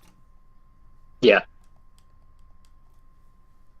Like, I mean, it looks like a good enough game that even I'd be interested in it, and I haven't been interested in Dragon Ball Z since I was a little kid. We're kind of stringing what we can out of the superheroes topic here for a little bit. Yeah. Addy We're is still waiting on Addy. Yeah, still waiting on Addy. It's great. We set out a topic list, like 10 fucking topics. Turns out only 2 of them are really for just you and me. The other ones we need to wait on Addy for because we don't want to cut him out of it. Oh man. Ah shit. Let's see. Let's just look around. Oh, I did hear that Injustice 2 is having an issue where some people like if you had the newer shaders they introduced with the update, with the past couple updates, like Joker's Rorschach skin, Rorschach shader rather, they all, like, people lost them with the new update. Uh-oh. Yeah, so they're running into that as a problem. But, yeah, Injustice 2. That's probably the last we're going to talk about it on the podcast ever. So, I guess that's that. Hope you all enjoyed. Yeah, I enjoyed it. And we'll probably enjoy it again in 2021 whenever they come out with Injustice 3. Mark your calendars. Mark your fucking calendars, exactly. Well, we could go back to those topic lists that you and Addie suggested without Addie being there to talk. Oh, who's the Hall of Fame inductees this year for WWE? That is a fantastic question that I'm going to have to Google up because I don't remember. It's like, Oh, shit. Jeff Jarrett is one of them. Ivory is another. Okay, yeah, you should probably look them up because my keyboard is loud as fuck. But, wait, Jeff Jarrett? Jeff Jarrett? Jeff Jarrett. Jeff Jarrett? He caught everybody by surprise. More of a surprise than McMahon being behind it all. It was all him, Austin. So, Jeff Jarrett sneaks his way into something that he had no place in being yet again. Okay, here's a list. Goldberg, I believe, is a headliner of the class. That sounds about right. Yeah. The Dudley Boys, Ivory, Jeff Jarrett, Jarius J.J. Robertson, who will be the Warrior Award recipient, Hillbilly Jim, Kid Rock, the celebrity inductee, and Mark Henry. Oh, so Mark Henry and the Dudleys have both... Oh yeah, I heard that a couple of years ago that Mark Henry had retired. But the Dudleys have retired? Apparently so. I thought... There was... To my knowledge, there's never been an official retirement for them, but they're going into the Hall of Fame, so I guess that's a clear indicator. Huh. I thought WWE still had them wrestling. No, they've been gone quite a while now. Oh shit, I did not know that. Yeah. I've just been so confused since the Hardys have come back, so it's like, wait, is the Attitude Era tag team department just entirely back? Yeah. I think the Dudleys left like a couple months before the Hardys got in. That makes sense because they probably would have wanted to have a Dudley versus Hardy 20-year Another TLC match. Yeah. Pull Christian out of retirement real quick. And Christian, I don't know, get Big Cass to play Edge because Edge cannot wrestle anymore. Just put the blonde wig on him. Oh my god, for a little bit I forgot who Big Cass was, and I thought you were referring to Big E. Could you imagine? Oh yeah, Big E would work too. If they threw a blonde wig on Big E and claimed he was Edge, that would be the fucking best. Hey, Big E actually did the spear for a little bit, didn't he? Not as Edge did it. He did the spear to the opponent on the apron and to the outside. Oh, right, yes, he did. I forgot that was his old spot. Speaking of spears, yeah, Goldberg's going in. This is an awkward-ass year for the Hall of Fame, isn't it? Yep. Like, Jeff Jarrett, someone who, for WWE, over his total years, was, like, Intercontinental Champion once. And, did he... basically was always competing with the WWE. Oh, yeah, totally. Though, of course, WWE is probably going to want to go ahead and take TNA, or at least TNA's backlog of videos pretty soon. Yeah. Gotta put out that AJ Styles DVD. Yeah, probably. They probably want to get together, something for Bobby Roode, something for Kurt Angle. They probably want to be able to acknowledge TNA just so they can get some weight behind Bobby Roode, because Bobby Roode is kind of suffering as a WWE competitor right now. Yes, absolutely. Though you could say whether or not that's Bobby's fault or WWE's booking's fault, because they're keeping him in NXT. And I mean, he's not in NXT anymore. It's just that he's a face now. Oh, well, there's your problem. Yep. The guy who has spent his entire career playing egotistical assholes, and you want to push him as a face? There we go. There's some WWE brand idiocy for you. Mm-hmm. Let's see. So Jeff Jarrett, I think it's pretty easy when you're a wrestling fan to hate on Jeff Jarrett for good reason, because he is kind of an ass clown and egotistical, and he fucking slept with Kurt Angle's wife and all that, Yep. Ivory, Ivory's a little bit of a weird case. Ivory, I feel like, is a little conspicuously timed because, correct me if I'm wrong here, but she used to wrestle in Glow back in the day. And now Glow is a big Netflix show, so the timing, WWE may have some, intended audience with that one. Yeah, that's certainly possible. Yeah, because otherwise I don't think they would have recognized someone like Ivory. Which is not to insult Ivory. I've never seen her work, but at the same time, she was a female wrestler during the Attitude Era. She was a female wrestler prior to the year 2000 who wasn't named Moolah or Mae Young. And ordinarily, WWE pretends any female wrestler other than Moolah or Mae Young that has come before Trish Stratus did not exist. Yeah. They've been kind of fixing that issue because, Jacqueline last year got inducted, and she was an Attitude Era wrestler as well. So basically, the thing here is that they're probably wanting a woman to go in every year. Probably, so that they can pretend that they haven't just treated their women like shit up until recently. Yeah. Jeez. Have they added Trish to the Hall of Fame yet? They have Trish is what kicked it off. A couple years back, Trish Stratus went in. Then it was Lita. Last year was Jacqueline, and now it's Ivory. Okay. Wait, Alundra Blaze was also inducted at one point. Right, that one makes sense. Alundra Blaze, even regardless of Alundra Blaze's work, she's still notable just because of what she did with going to WCW and throwing the belt in the trash on TV. Absolutely. It's like, if you take all her career highlights, that one's probably at the very top. Oh yeah, totally. It's not what you do in the ring sometimes, it's what you do outside of it. I'd say most of the time it's what you do outside of the ring. Absolutely. Like, when Jericho gets in, he'll be remembered for his list. Not any of the matches he worked, just his list. Probably. I have to wonder if there would be someone. I'm worried they're probably going to try and put Sable in at some point, and that's going to be the most undeserving, Sable will go in next year when they try to get Brock back into the company. Probably. That sounds about right. They need to put Bull Nakano in.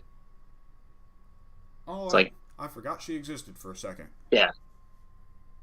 I've been waiting on her and Bam Bam Bigelow for like the past decade now. So you've been spending the last couple of years waiting on these random 300-pound wrestlers to go in.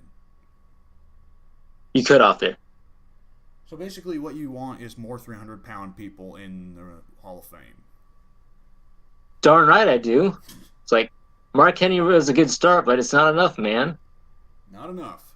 Bam Bam Bigelow... okay, well, they've got the Dudley Boys as well. That's got to account for at least half of Bam Bam Bigelow. Yeah. That's kind of disappointing to think about that Bubba Ray Dudley is now in the Hall of Fame, but, it's not like he was very glorious to begin with. Yeah. He has now entered the leagues of Donald Trump. He gets to be co-vice president now or something.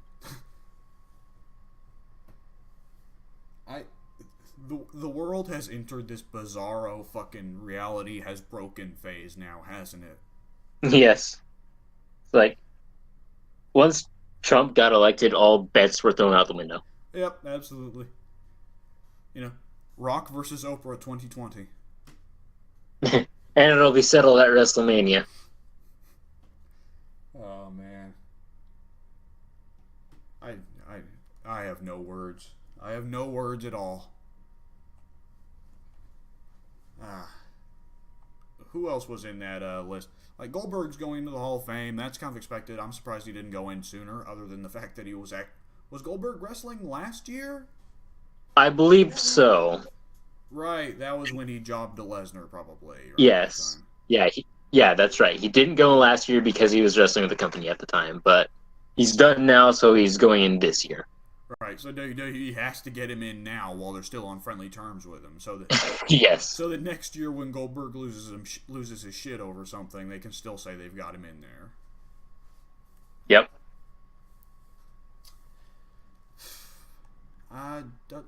I'm glad to see Mark Henry going in. I've always been a bizarre fan of Mark Henry, which is weird because most people just fucking hate Mark Henry and think he's a fat loser. I don't know why. I was always a big fan of him. I enjoyed the Hall of Pain gimmick. I thought he was a good monster heel.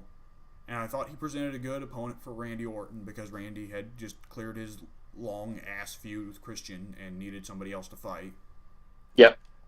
And they kind of tried to make Randy versus Cody a thing, but they still weren't really willing to double down on Cody. They never were. Yeah. That was disappointing because SmackDown back in 2011 was going really strong with Cody, Christian, Randy, Henry, and I think Barrett was also up there as well. But they were like too tentative to really pull the trigger on any of them because that could have been a real turning point in WWE history. But the only new champion they ever got out of it were Christian and Mark Henry, and they were already nearing the ends of their careers. Yeah, absolutely. And I don't know what it is with Cody that WWE was never willing to pull the trigger on him. Some people say that he wasn't good business and he wasn't really good at selling merchandise, and that may be correct because Cody isn't the kind of guy that sells with wrestling fans a whole lot. He is kind of a pretty boy. As opposed to Shawn Michaels, who had the gimmick of being a pretty boy, but was actually one of the ugliest motherfuckers I've ever seen.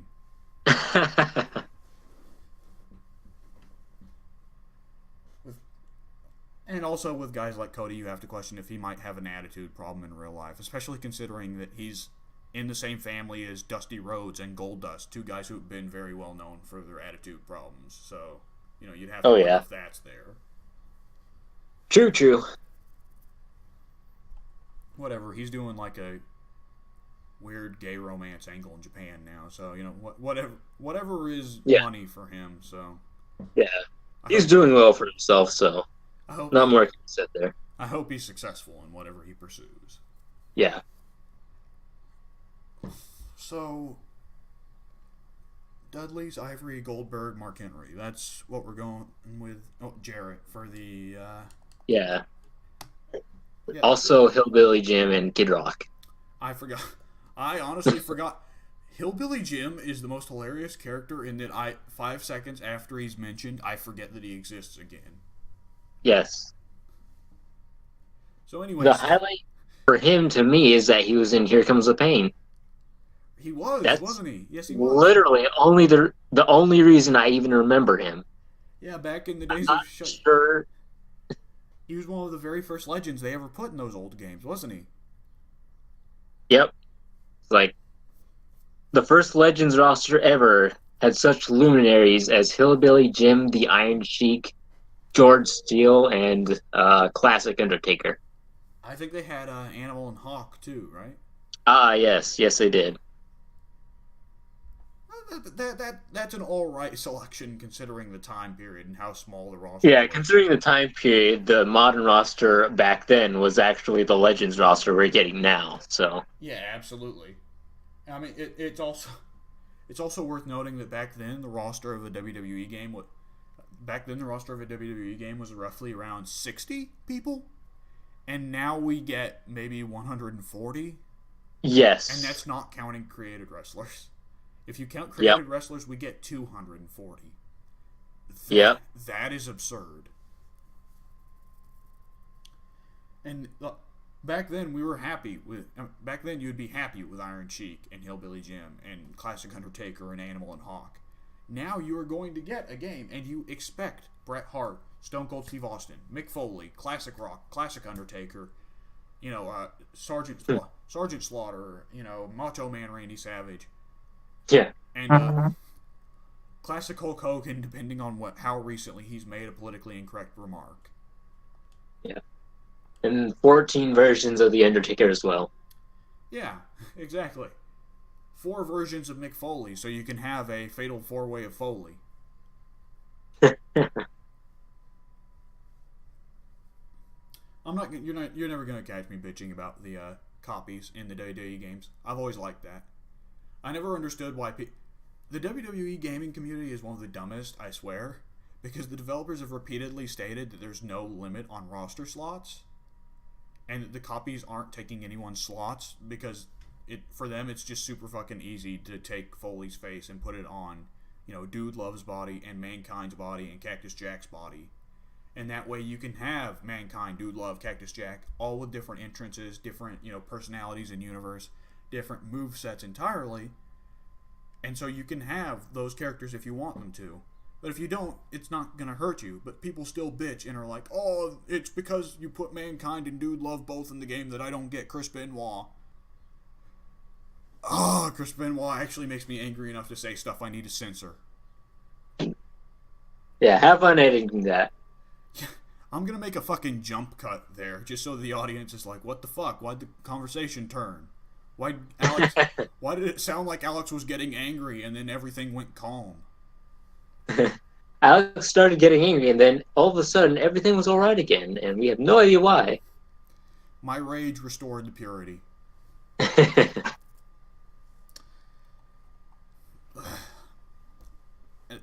And you know what was the other old WWE gaming community thing that always pissed me off?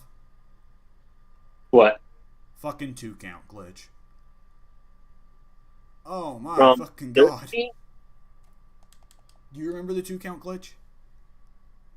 Which one was that? That was the glitch in WWE 13 where the ref would skip the 2-count. He'd go 1, 3.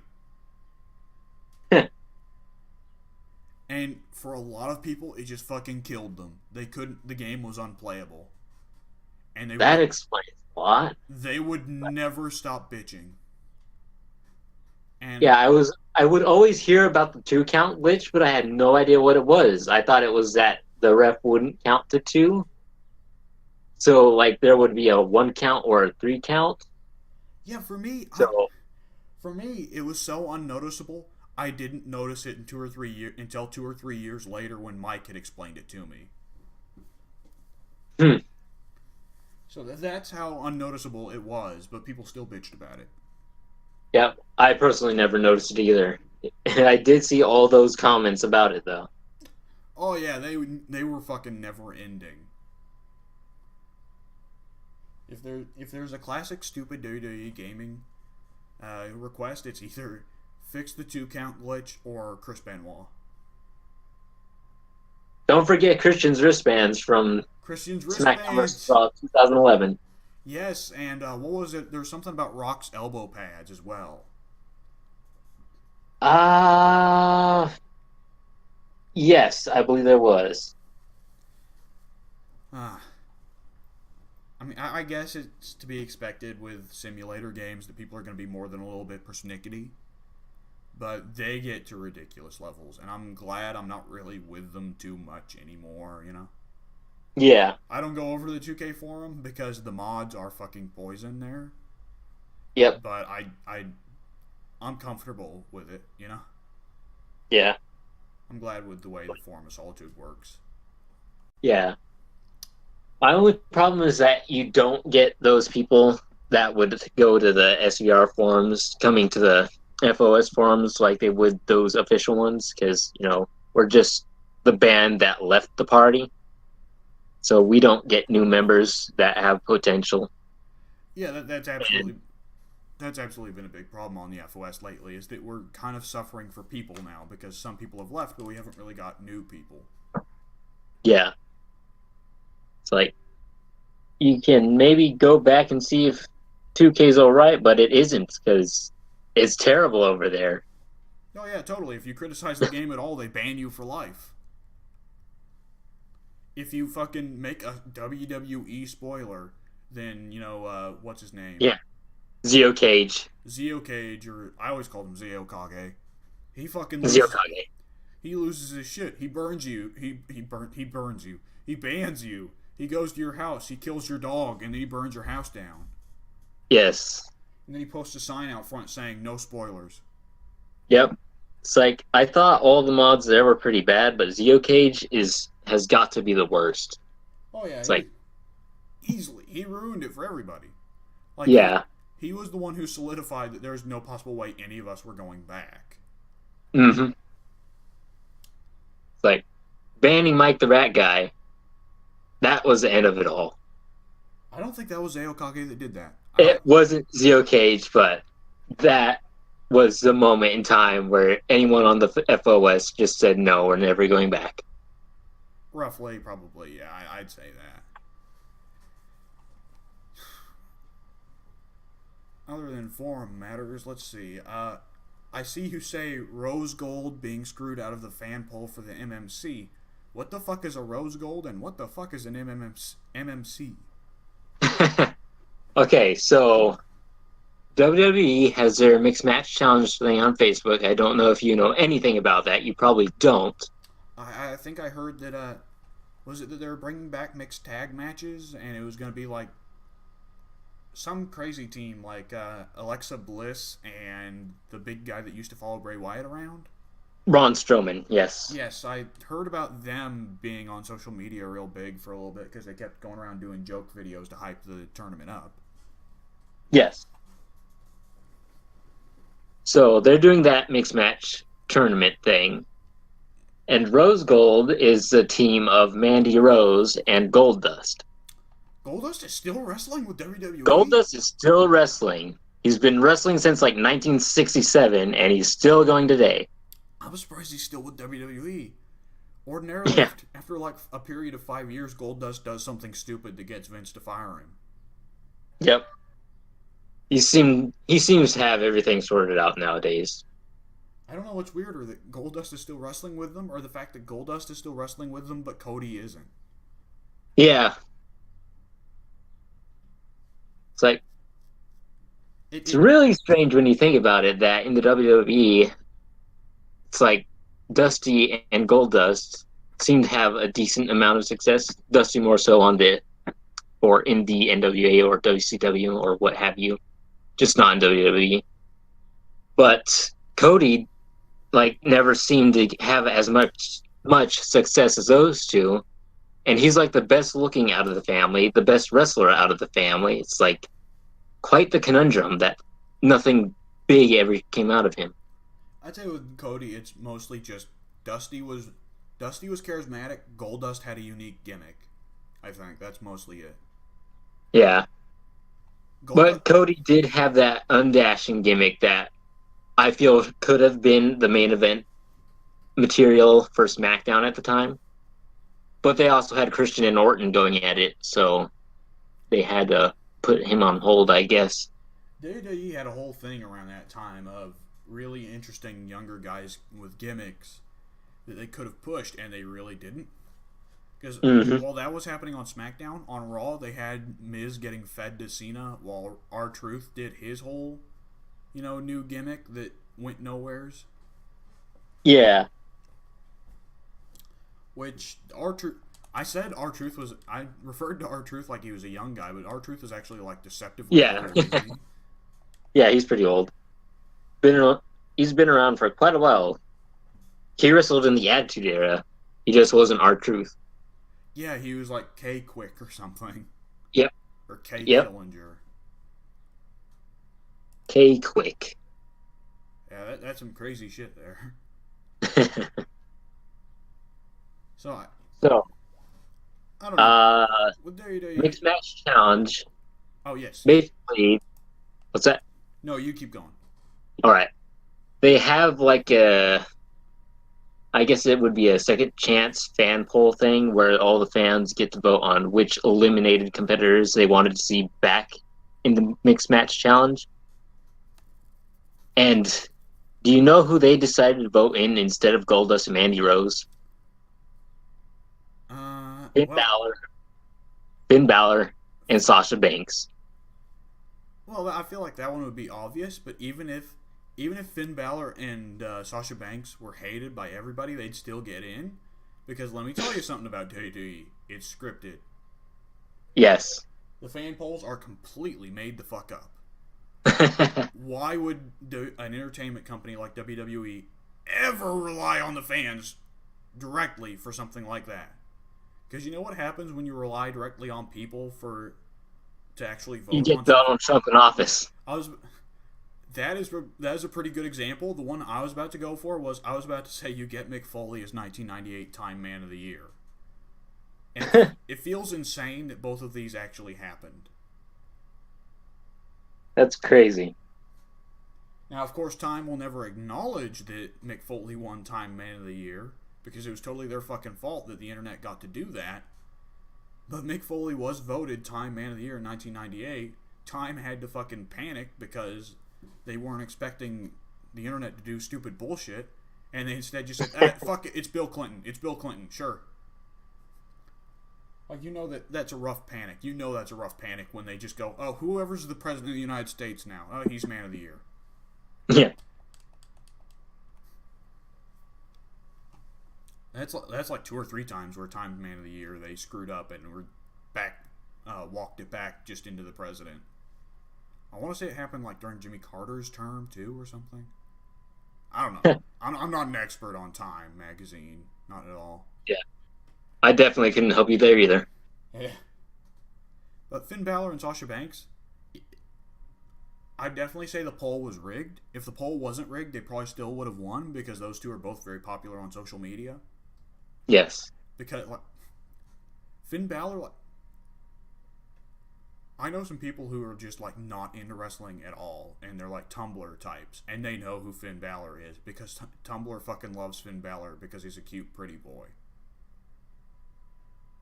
Sasha Banks, similarly, what I know about Sasha Banks is you're never going to see her get her wrestling skills appreciated. The only comments I've ever seen about Sasha Banks are, she's so fucking hot, or, I'd love to do her, your typical responses. Yeah. So it's like, okay, I guess this isn't a real. Neither of these people are real wrestlers. They're faces. Yep. It's like those typical responses are so bewildering to me, though, because I don't think any of them are attractive. It's like Balor has some decent abs, I suppose. I think they're both fairly attractive, but that's irrelevant. Yeah. It doesn't really matter. It is what it is. I mean, like, Goldust I think is a goofy, enjoyable gimmick. Goldust is way too fucking old to be wrestling. And who was that person that you said was on the other one of the team? Mandy Rose. I don't know who that is. You wouldn't. Yeah, I haven't been keeping up for several years now, so any of these NXT girls that have been brought in after Alexa Bliss and Charlotte changed everything, I wouldn't know about. I barely Mandy is really, really, really new. So there's absolutely no way you should know about her. Okay. I can barely keep up, like, who is Carmella? Who is Dana Brooke? I don't know who these people are. Let's see. What's another topic? Well, Daniel Bryan has returned to the ring. Also, I should note, the recording here is probably getting a little bit on the long side. We are at 2 hours, so we should probably try and run through these last couple topics real quick, unless Addie shows 2 up. hours without Addie. Yeah, 2 hours without Addie. The channel's going to look real weird like that. Yeah, this is like the first time Addie's ever not been a part of something. Yeah. The channel is basically run by him, so... Yeah, more or less. Like, the first 2 years it was run by me, but Addie has very much taken over after I gave up. But let's hit this really quick. Daniel Bryan's return to the ring. What? Daniel Bryan is returned to the ring? What? Pray for his safety. I didn't hear about this. I thought Daniel Bryan was supposed to be like a fucking biological wreck. I thought his spine was supposed to be like in pieces all over his house. And he has to like collect them every morning to put them back together. Yeah, apparently he's been cleared to wrestle. He's been cleared to wrestle, huh? Yep. You know, He saw I'm not saying Vince would. specialist after specialist, and the doctors cleared him. You know, I'm not saying Vince would slip a guy $2,000 to clear Daniel Bryan to wrestle, but Vince would totally slip a guy $2,000 to clear Daniel Bryan to wrestle. I don't know. I heard a few accounts that claimed that Daniel Bryan wasn't in that bad of shape. I heard a few accounts that claimed Daniel Bryan wasn't in that bad of shape to begin with, but Hunter and Steph pushed him to retire because they wanted a retirement angle. And like honestly, with WWE being the ridiculous kayfabe business it is, that almost sounds believable. So we run into a similar situation that we keep running into when the kayfabe is iffy. Like it's a similar situation when we thought Brock was going to no show WrestleMania, right? Where it's Yeah. like, if this is a shoot, then Brock Lesnar is a scumbag. If this is a work, then WWE is being annoying. Like this is a similar situation of, if Daniel Bryan's retirement was a work from the very beginning, I think that's kind of stupid. Yeah. Firstly because I don't think there's any way that was a work to have him not wrestle for 2 years. yeah, absolutely, because that killed the shit out of Daniel Bryan's momentum entirely. Like Daniel Bryan is very much we think of him as a legend now rather than an active superstar. So it'd be like if, you know, Sergeant Slaughter came back to wrestle. It'd be like, what? Is Sergeant Slaughter even still alive? I believe so. Probably. If it is very much real, then that's very, very. I feel like that's very, very scummy of WWE to take someone who has very, very clearly been horribly damaged and put him in a position where he's going to get horribly damaged again. Because if you're stepping into the ring, you are going to get hurt. That is the way the business works. Especially. Honestly, though, he's probably going to step in the ring one way or another because he's openly expressed his desire to wrestle again, be it for the company or for another company. Right, but it doesn't have to be It doesn't have to be Hunter's fault, you know. Yes. I mean, regardless of whether or not he's going to wrestle at some point, WWE shouldn't be responsible. I mean, who's he stepping back into the ring to wrestle? Please tell me it's not Lesnar. From the way it looks right now, it'll be a tag team match with Shane going up against Owens and Zayn. Oh, okay. They're making Owens and Zayn a tag team? Yeah. Yeah. They've been. Right. I think they were a tag team when they were on the Indies, so that makes sense. Yes. Well, it's good to know that he's not wrestling against Lesnar, because if they ever put Bryan against Lesnar, Bryan will die in the ring. Absolutely. Yes, absolutely.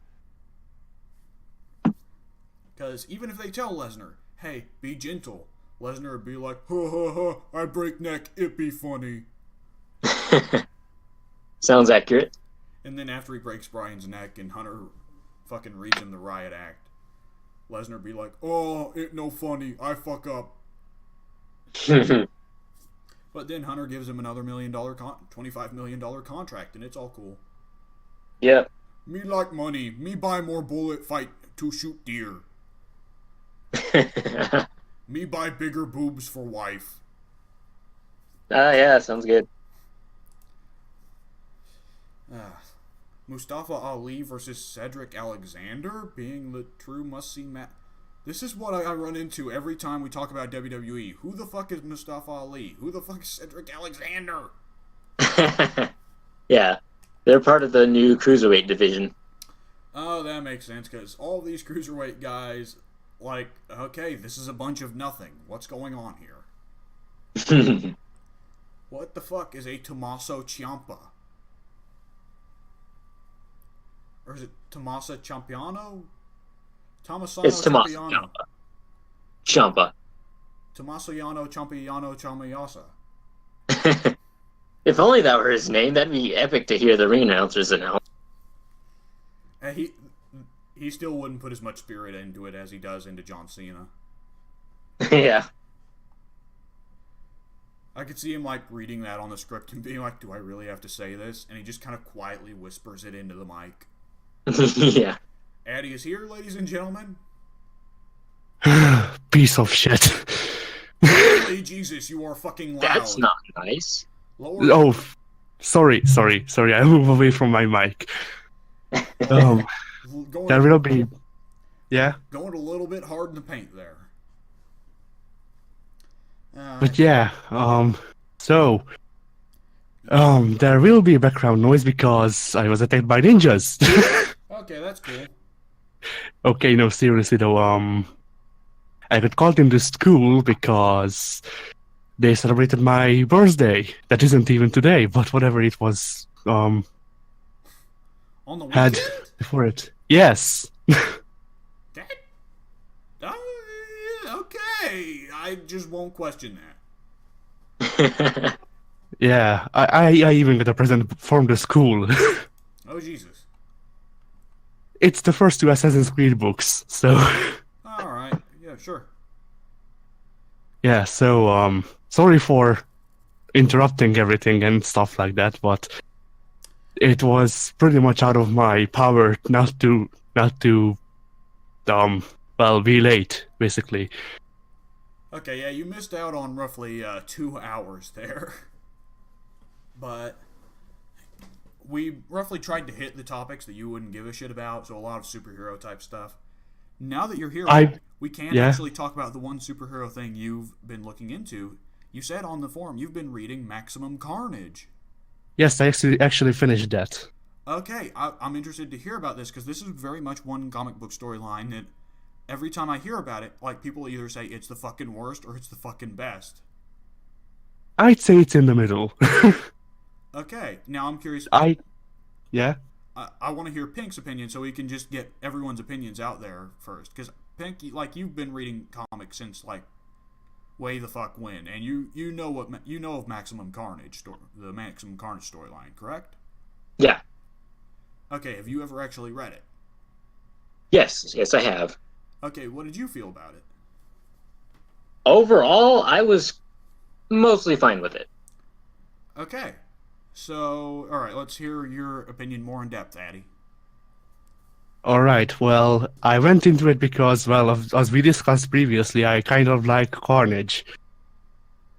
But yeah, and also because I've heard that it's the edgiest freaking Marvel story, so I was like, okay, let's see how edgy this gets. And I mean, it's kind of edgy, I guess, but I mean, there weren't any like rape jokes or anything, so No, you got to go to Deadpool to get that. yeah. So things that I liked were, well, Venom. I liked the difference in Spider-Man and Venom's, well, kinds of justice, and I also liked how the people they brought in, both Spider-Man and Venom, chose one side on whether, or on how to get or how to deal with Carnage. I also liked Cloak and Dagger in the story, and I didn't even know that they existed. So The what? Oh, Cloak and Cloak- Dagger, yes. yeah, Cloak and Dagger. Cloak and Dagger, those kind of awkward spot characters that Marvel routinely introduces into the books to try and make them popular, but it never works. Yeah, now they have their own TV show. Woohoo! Oh, but yeah. As for what I disliked in the series is that, well, all of the enemies, and by enemies I mean Carnage and his, I don't even know what they were called. Well, his quote unquote family, I guess, because that's what I think they were Oh called. my god, was that the fucking storyline where they introduced Phage and Riot and... No. That was in no. Venom. Yes, that was in Venom. Here, Carnage frees like a psychotic metalhead groupie chick, and then she becomes his wife, quote unquote, and then they pick up like Hobgoblin and another guy that I don't remember, and then they are their kids.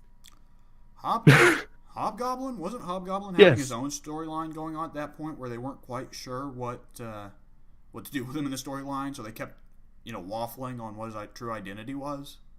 Yeah, it wasn't Hobgoblin. It was Demogoblin. Okay, that sounds right. Because Demogoblin is more a 90s... Oh, right. It was Demogoblin, right. Right, because Demogoblin was absolutely more of a 90s nothing, non-existent character. I kept mixing the two up because the only other goblin aside from the green one that I knew of was the hobgoblin. So I don't blame you. I just tried to talk with water in my mouth, so that spilled all over me because I'm a dumbass. I don't blame you for getting the two mixed up because I get lost with all the goblins, and now they've got more goblins. They've got a I don't know what her name is, like Demo Goblinette or Blood Goblin or something, and it's fucking Carly Cooper. Pink. there's also Spider-Man 3 Green Goblin. Yes, the new Goblin, I believe they called him there. Oh, Yeah. Which, when Harry was Green Goblin in the comics, they just called him Green Goblin. So I don't know why they renamed him to New Goblin in the movies. because he shows his hair. I guess so. I actually liked the new Goblin suit. It was goofy, but I liked it. I liked it too. It had that, I don't know, like cheesy superhero clothing kind of feel to it. The new Goblin suit was nifty, but it didn't really scream Goblin in any way. Oh, it wasn't a Goblin suit at all. He wasn't the Goblin other than having a glider. He was the tactical goblin. Tactical Goblin, yes. Rainbow Six Goblin. Yes. But the, Pink, you know what I'm talking about here. The new love interest that Joe Quesada introduced for Spider-Man after One More Day. Carly Cooper, the character that he based off his own daughter. Yeah. Yeah, she, I believe she is a goblin now. She's like the new Demo Goblin, or she's like the Blood Goblin, or the Nightmare Goblin, or something like that. Some hardcore 90s thing. Which I feel it should be noted on the podcast here. I feel like I've talked about this on the podcast before, maybe 5 or 6 years ago. My memory is terrible right now. But the, fucking Joe Quesada, when he had to introduce his new love interest, some part of him thought, you know who I'm going to base the new Spider-Man love interest off? My daughter. And you know what storyline we're going to run? We're going to have it turn out where Spider-Man's semen has infected her with the crazy fucking zombie plague that starts the entire fucking apocalypse of New York. And I have to question, what kind of writer thinks that? And I might be partially wrong. I may be mixing up a few Spider-Man storylines. But it's funnier if I mix it up and make Joe Quesada sound worse. Even if I'm wrong, it's worth it. But yeah, I also went back and reread the 2016 Carnage comic. Well, parts of it, so I would know what I was talking about last time or so when I said that Eddie Brock as Venom was there. Turns out I was right. It was Eddie Brock, but it was with Toxin. Yes, Toxin was definitely a thing around then. I think they've killed off Toxin recently because Toxin's crazy overpowered for a symbiote. I think they actually killed it off in Carnage. I think it was like eaten up by a Cthulhu monster, like actual Cthulhu. That's fair. Toxin was a character that a lot of people hated because he was absurdly overpowered and wasn't interesting at all. To me, it just seemed like Venom, but with red instead of white. So. Yes, and he didn't have any real moral issues as well. He was supposed to be a cop, and there was supposed to be a whole thing where he, his symbiote doesn't feel the temptations like other symbiotes, and also his symbiote is like 3 million times as powerful as Carnage is because he's just that fucking cool or something like that. It's that stupid comic book or anime thing where on occasion they're like, well, I can't think up a new original character design, so I'm going to take this old guy and make him 10 million times more powerful and say he's cool because he's that powerful. Also put in a new color. What? Also put in a new color. Yes, exactly. That's usually where the character design comes in.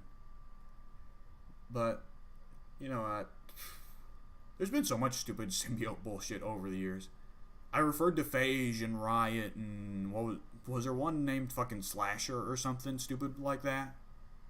When they did the... Maybe. There's a Scream. Yeah, it was some stupid storyline they did where some corporation, I don't want to call the corporation Life Force or Life Enterprises, had like gotten a sample of Carnage and made like 6 symbiotes, and they all had the stupidest, edgiest names, and they all basically did nothing but be, evil symbiotes. The only spin-off of Carnage that I know of is the one that was introduced in those comics in the 2016 run, called like, I think it was actually called Phase or something like that. It looked like Blackheart from the Marvel vs. Capcom games. They may have actually just brought Phage back from the old 90s comics. I'm not exactly sure. Did it look like Blackheart? One of them did, I believe, yes. Okay, then they might have just brought it back. Yeah, they by all means they probably did. What else was there? Yeah, So yeah, they did. yeah, go ahead. I'm just gonna bring this up. Didn't Captain America show up in that storyline Which one? Yes. in Maximum Carnage? Oh, he did. He did. They needed him. They needed him to be the Carnage, I think, or something like that. I know that the second to last hit was given by Cloak and Dagger and her love, or something like that. Oh yeah, there's that stupid thing with Dagger where she like has a power to make people turn good, and it's some stupid nonsense. I don't like Cloak and Dagger. I never have. They always felt forced to me. Like Marvel was trying to make a new Spider-Man, Teen Rebel type license, and it never worked. I kind of like Cloak's powers, but that's about it. Yeah, everybody likes Cloak. That it's kind of a weird thing with him that's kind of established at this point. What was I going to say? They did assemble a weird little team of superheroes. I have a hard time imagining Captain America out in New York helping Spider-Man fight, Carnage. Because Cap is usually the kind of guy to fight global threats and not here's some fucking asshole serial killer in New York. And at the same time, Yeah, go ahead. no, you finish because I need some time to think this out. Okay, well, as for the team that they had in Maximum Carnage, there was Black Cat, there was freaking Morbius, the human vampire, or something like that. I don't even know that character, but whatever. There was Venom, of course. There was who else was there? Like Cloak and Dagger, and then there was this like cyborg guy called Deathlock or something. Oh my God, Deathlock! I forgot about him. You talk about Yeah. you talk about your crazy fucking '90s dudes, Mr. Big Robot Skull. And Deathlock still exists. He was in Agents of Shield, I want to say. Oh. Look out for the new superhero character, Kano from Mortal Kombat. Yeah, more or less. Yeah, that's pretty much it. Let's see what else. It sounds like it's a usual assembly of Spider-Man's kind of side cast plus Captain America and Deathlock. Pretty much, Yeah. I think. Like, as for the villains, there was, well, Demogoblin, and then there was this, like, zombie guy who decayed your skin if he touched you or something like that. That sounds like a typical '90s comic book villain. I don't know what his name was. I just know that he was turned back into a human after Dagger used her love powers or something. That almost sounds like something Omega Red used to do back in the day, but Omega Red's an X-Men villain. I couldn't see them using him for Spider-Man. I would know Omega Red because I played Marvel vs. Capcom, so if it was him, then I would probably, know that it was him. Alright, so it's not Omega Red. No, it was just like your basic Walking Dead freaking zombie guy. That sounds about... That's probably something I could see them doing. The only thing that made him different from normal zombies is that he could fly or something, I think. There's a good old turn something mundane into a superhero or supervillain thing. Just make it fly. But yeah, I also read Craven's Last Hunt. Now, that is like the complete opposite. You went from the storyline that I always see criticized as being thoughtless, just blood and gore and nonsense and stupid big '90s action. That was Maximum Carnage was supposed to be like that, and meanwhile, Craven's Last Hunt I usually hear is praised as being probably the best Spider-Man story, the most thoughtful, the most like the one with the best story and the best character development. You went like complete opposites. Yeah. With that, I mean, the story was really good. I agree. I liked the story. My problem was that with how the comic was set up and because I never really read comics, aside from, I had 2 issues of Spider-Man. That's about it. So, I don't really know how to read comics that good. And so, because every character had like 2 trains of thought going on at the same time, I didn't know if I should read the trains of thought as they went along first, and then go back and read the other one, or if I should read them as they were on the page. Because if I read them as they were on the page, it seemed like everybody was freaking crazy. Yeah, some comics definitely have very big issues with the dialogue boxes and the thought boxes and being kind of just confusing to read. I think to some degree you get better at figuring out even the poorly structured ones when you get more used to reading comics. But for someone who's new to reading comics, it's definitely extraordinarily difficult. Because yeah, I mean the story. I liked the story. I liked what happened in it, but then it was kind of ruined by the times when Craven and Spider-Man were fighting, and then all I read is Spider-Man thinking he's gonna kill me. No, he's not. I will overpower him. Okay, I'm really going to die. Okay, no, I won't die. And then this just goes on for 50 pages. That's usual Spider-Man. Spider-Man's usually pretty depressive and hates himself. Well, yeah, but then on the other hand, if it was only Spider-Man and Craven or something like that, or only just Spider-Man, I could look past it because I can see Spider-Man having those thoughts, and I can see Craven in Craven's Last Hunt having those thoughts. But then, why is Mary Jane fighting her thoughts of Peter maybe being dead, but maybe not? And then, why is this random-ass guy, the Vermin, having those kinds of thoughts as well? There's an old thing with old comic books have a big thing I've noticed of focusing a lot more on thought boxes, whereas modern comics you don't see very many thought boxes at all.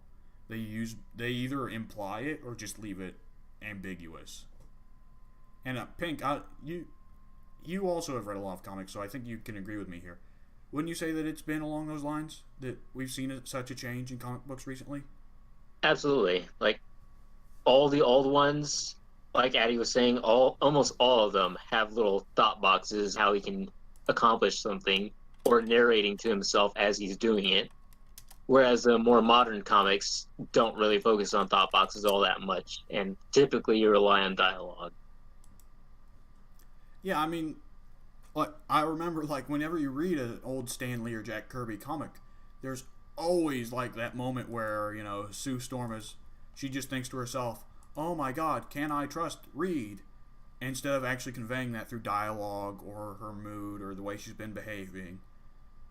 Mm-hmm. And every single fight that Reed or Ben or Johnny ever gets into, Sue didn't get into fights back in the day because good old Stan Lee was like, the women don't get in fights; they should just be there. But Reed or Ben or Johnny would get into a fight, and every single time they'd have a thought bubble like, "Oh my God!" Every single time they get into a fight, they have a thought bubble like, "Oh my God, I can't lose, or else X bad thing happens." Or, yep. "Oh my God, I hope Ben isn't going after my girlfriend." Usually, because that's how Stan Lee used to roll back in the day. But yeah, aside from being confused by the thought boxes, I mean, the story was really good. I wouldn't mind it being made into a movie because I would watch it. I can't see them ever making a Craven's Last Hunt movie just because the story ends with Craven committing suicide, and that's not something you can put in a Spider-Man movie to sell to kids. Yeah, I can see why that would be a problem. And also the parts where Craven is naked. Craven's naked most of the time. You can use creative lighting and creative set design to hide that pretty easily. So yeah, I read that, and then I've been reading a lot of comics in the last, I don't know, like week or so, just so I can actually speak about something. I'm in the process of reading through the 1995, I think, run of Spider-Man 2099. Spider-Man 2099. That is something I know next to nothing about. You're going to have to talk to Pink about that one if you want to get a conversation. Pink, do you know anything about Spider-Man 2099? Because I'm lost. I actually do, just a little bit, though. So yeah, this version of Spider-Man, who's actually Peter Parker, is probably my favorite Spider-Man, just because with this run, actually it's 1992, sorry, not 1995. But yeah, with this run, it seems like he cares about killing people, but he slips up sometimes and actually kills people. Yeah, he didn't have the morals that Peter did. He straight up poisons a guy with his fangs at one point. Yeah, Thanatos. Or does he poison anybody else? I can't say. Like, so far he's killed that Japanese guy that was after his brother's girlfriend, or he killed the Vulture, and then Thanatos came back in the Vulture's body, I think. To what degree of poison do you mean? Because good old Miles Morales has what he calls a venom touch that knocks people out instantly, but it doesn't kill them. I don't know, because the guy that he poisoned in the comics that I'm reading, he's basically like, I don't know, like an intergalactic god or something. Huh. Addy, refresh my memory. What is Spider-Man's name in the future? It's like Miguel O'Hara. yes. Miguel does not have a what would you call it? Poison touch? The venom He has touch. fangs. He has poisonous fangs. Yes, he has poisonous fangs. That's how he poisons people. He doesn't have any special touch or anything. Okay. Well, I just figured it was along the same. I didn't think that Miguel had the venom touch, because the venom touch was very much supposed to be Miguel. No, not Miguel. Miles Morales' special thing.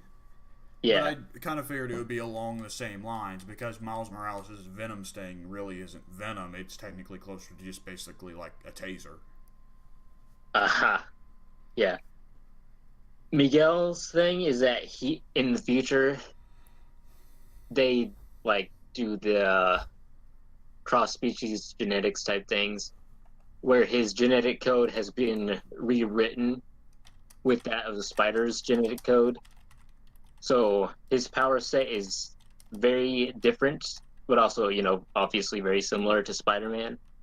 So he has talons that can protrude from his fingers. He's got the aforementioned venomous fangs. Oh, okay.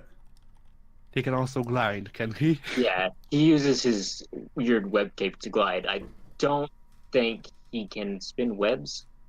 He can. No, yeah, he can. He can. From That's his right. wrists, I think. Was it organic or was it? It the was suit? organic. Okay. I hate it when Spider-Man Yeah. has organic webs, because then it's gross. So do I. Because then it's gross, At least Yeah. it's not coming out of his ass.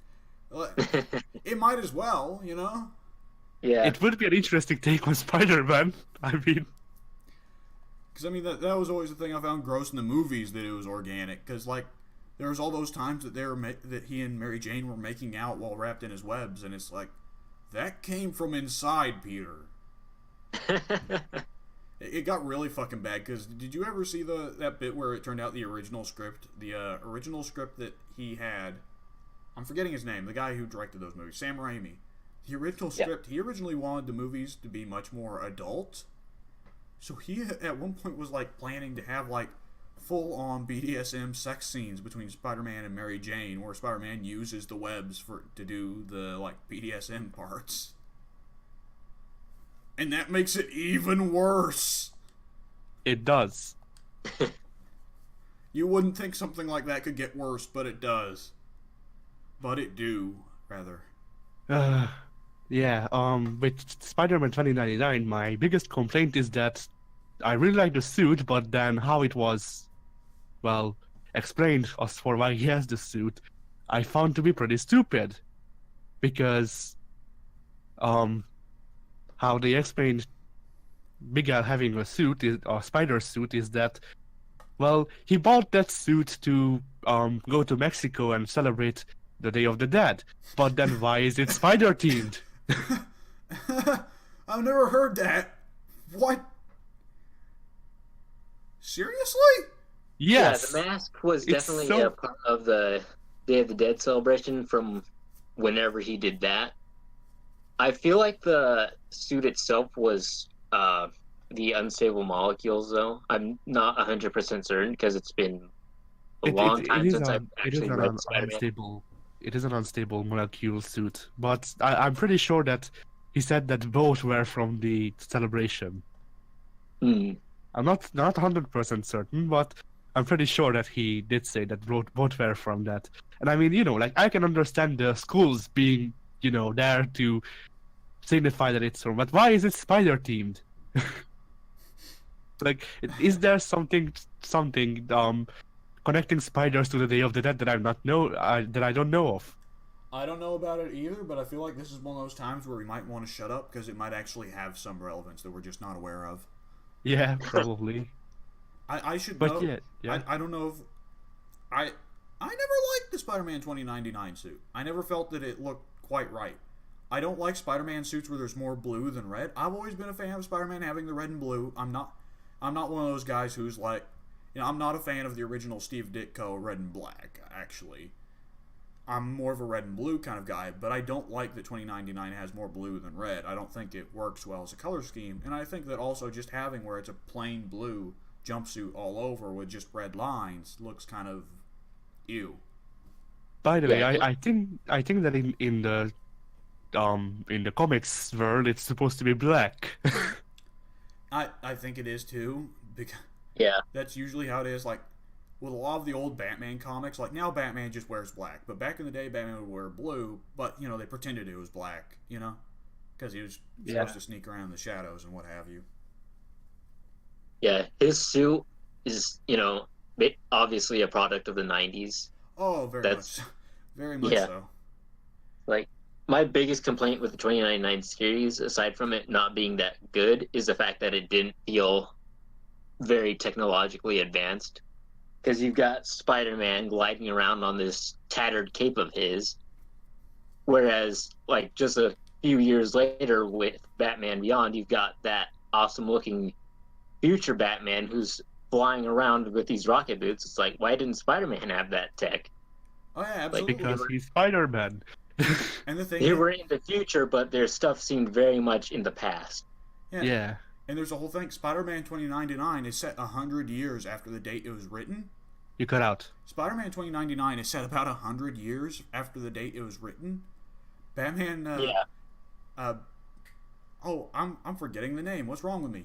Batman Beyond? Batman Beyond was set only like 30 or 40 years later because Bruce is only like in his 60s. Yep. So, Spider-Man was saying that even in 2099, we're not advanced enough to give Spider-Man jump boots. Meanwhile, Batman Beyond is saying that in like 2030, we were advanced enough to give, Batman jump boots. So, Meanwhile, in 2006, Spider-Man was complaining about not having jump boots, or freaking because Iron Spider. Oh yeah, there's a whole thing with Spider-Man being around Tony, and that, like, there's Yeah, so many. I've read Civil War as well. There are so many things of why doesn't Tony pay for Spider-Man to get a better living? Why doesn't Tony pay for Spider-Man to get a better suit? Why doesn't Tony pay for Spider-Man to wear something better than just fucking spandex? Because he likes how he looks. I guess. Or Tony likes having little kids that can die on his watch. Yeah. Tony is a pedophile. That's why he doesn't buy Spider-Man better suits. He just likes the tight spandex looking on him. With Tony, I wouldn't doubt it. I mean, if he drinks enough, probably. Probably, yeah. He don't hit the bottle very much nowadays, but if he did... what else? We could talk about Civil War, I guess, and what came after, because I've read all the way up until A Brand New Day. No, the recording is at a solid 2.5 hours, and Oh. there's Okay, well then let's actually hit the topics that we talked about. Let's run through them real quick. Alright. Let's see. The next Assassin's Creed is in Greece, and why none of us cares? None of us care.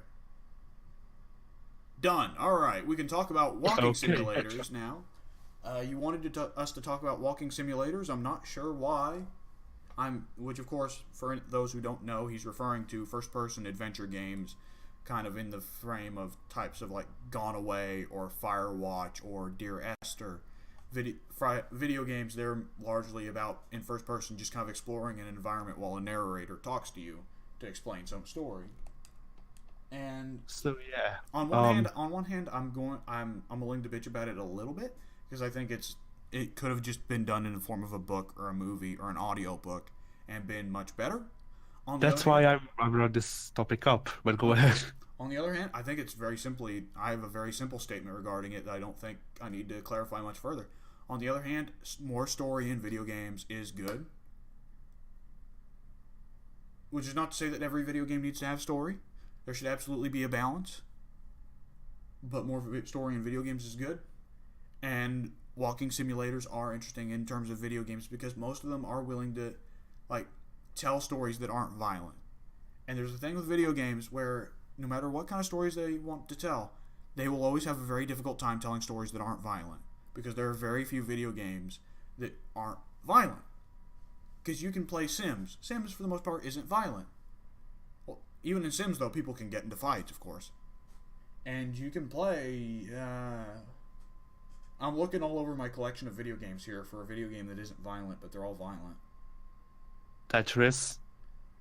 Well, I mean, the thing is, Tetris, it's set in Soviet Russia, so, I mean, while you're building the blocks, in the background, the Soviet Revolution is slaughtering the bourgeoisie, so, I mean, there's violence there.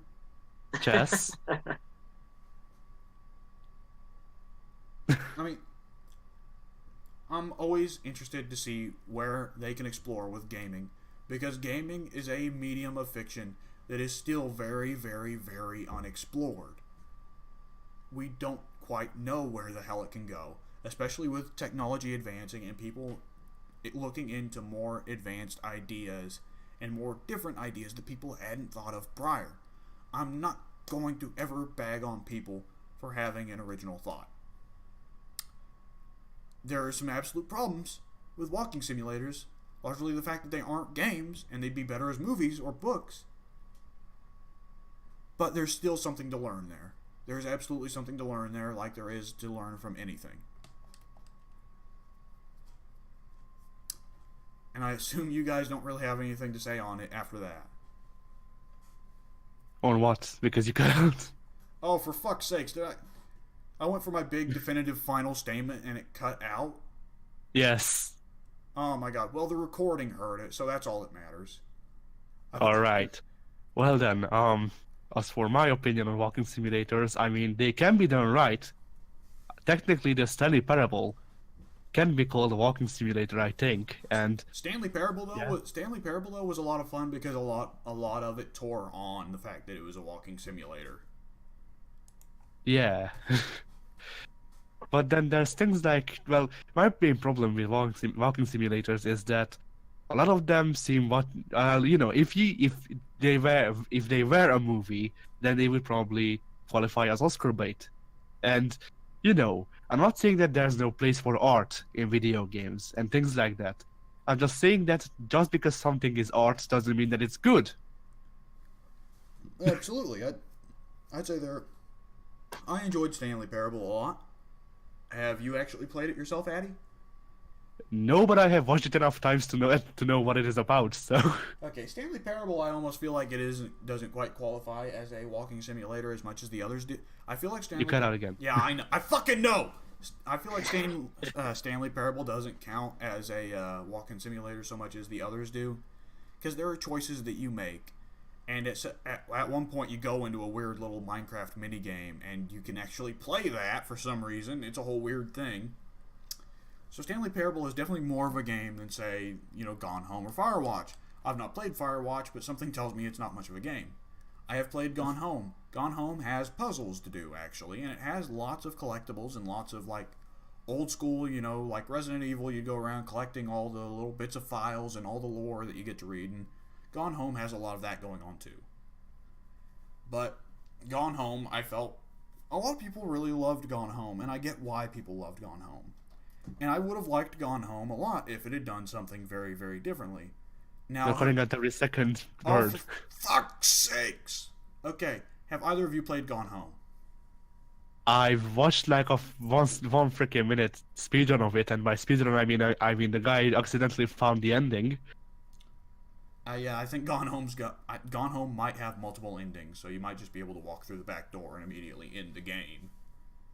Pink, I assume you've never touched it? Yeah, I have it via Xbox Gold, but I've never touched it.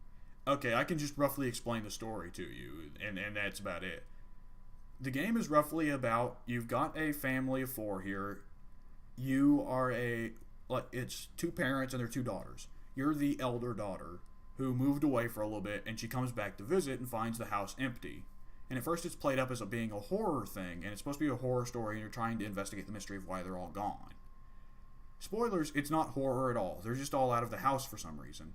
It turns out the story is actually it's the younger daughter's coming out story.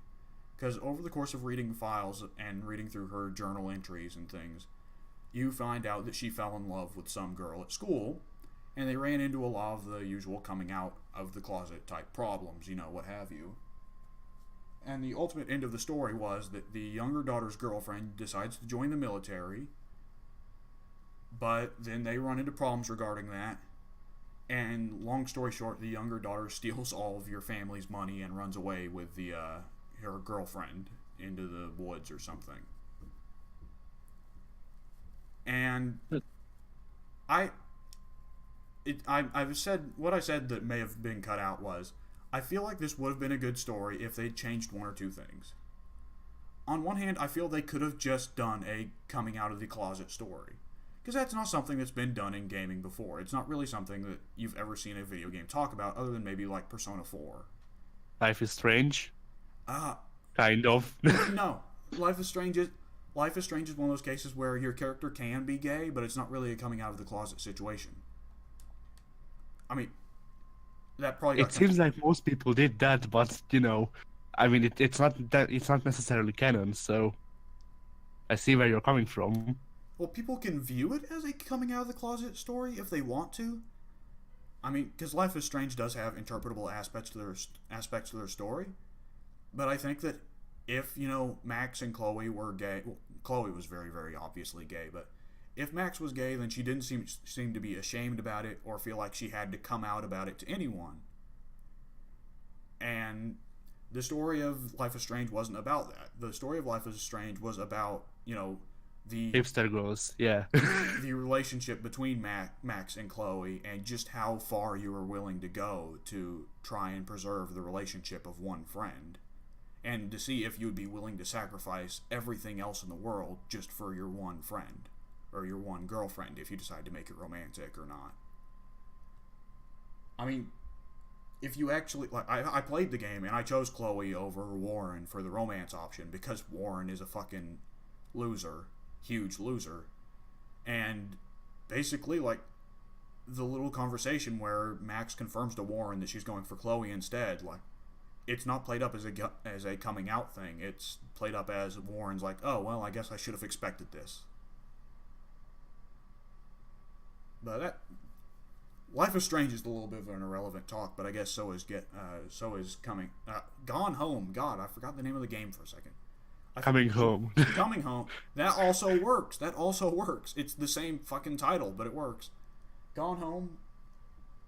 What they should have done, they shouldn't have gone for the ending where, if they were going to go for the ending where the daughter basically steals all the family's money and runs off with her girlfriend, either they shouldn't have done that and just kept it as a coming out story, in which case that would have worked just fine.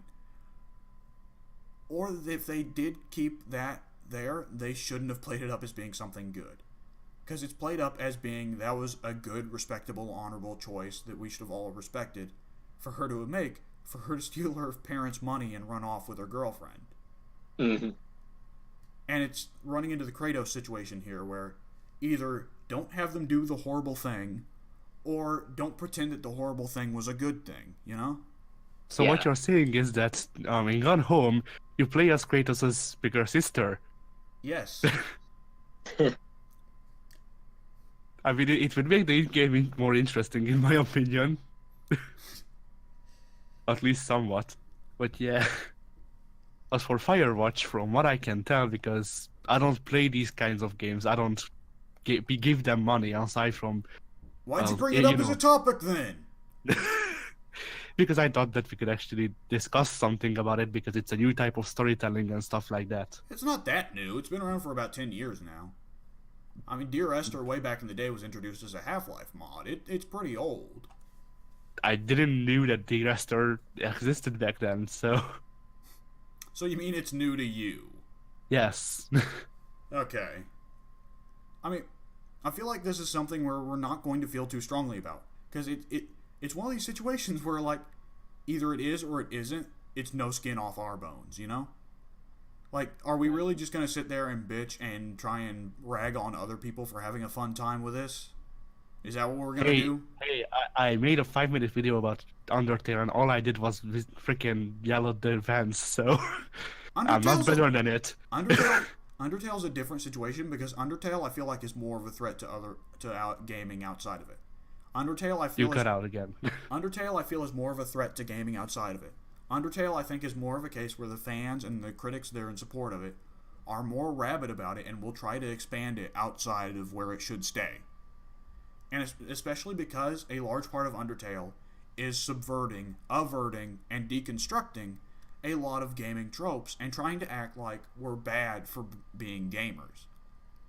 And I think those are dangerous things to spread within gaming, because I think that's going to lead to bad places in gaming, definitely. With I that agree. said, I have done very little interest into Undertale. I have very little interest in Undertale. I've done very little research on Undertale. I don't know very much about it. So I have limited interest in really talking at length about it. Because whenever we get to these situations where I have to talk about something that I don't really know about, I always end up putting my foot in my mouth. Sometimes whenever I'm talking about things I know about, I usually put my foot in my mouth and still. Because, to bring it up, I'm reminded of the episode we did on WWE 2K15 back on the original version of the podcast, back in the day with Mike and Joey and Monkey Wool and whoever, where I spent an entire 40-minute episode ranting about how much I hated WWE 2K15, and it's because I thought that it was a pay-to-win game where you could spend money to increase your stats, and I felt it was bullshit. And then the next fucking episode, we're talking to Monkey Wool about WWE 2K15, and it turns out that I was ranting about nothing, and I was completely wrong, and it wasn't a pay-to-win game, and I was completely pulling that out of my ass. So if we talk about Undertale, we're going to get into a similar situation where I shit on the game for things that don't even exist. So I don't really want to talk about Undertale. Alright, well, I mean, I technically could talk about Undertale. I played through the game twice, so, you know. I mean, the thing is, do we really want to listen to you talk about No. Undertale? No, we probably don't. We probably don't. Do you want me yelling about nothing, basically, for 15 minutes? Well, that is the podcast. I mean, I guess. But then, you know, do you really want to, you know, talk about how Undertale does basically nothing aside from doing an interesting fighting mechanic and then telling you not to use it? That's about the size of the game, honestly, from what I've heard. But anyways, it's pretty much. But yeah, go ahead. We're at 2 hours and 50 minutes here, so we should probably hit these last couple. There's 2 topics left, and I want to go ahead and hit them.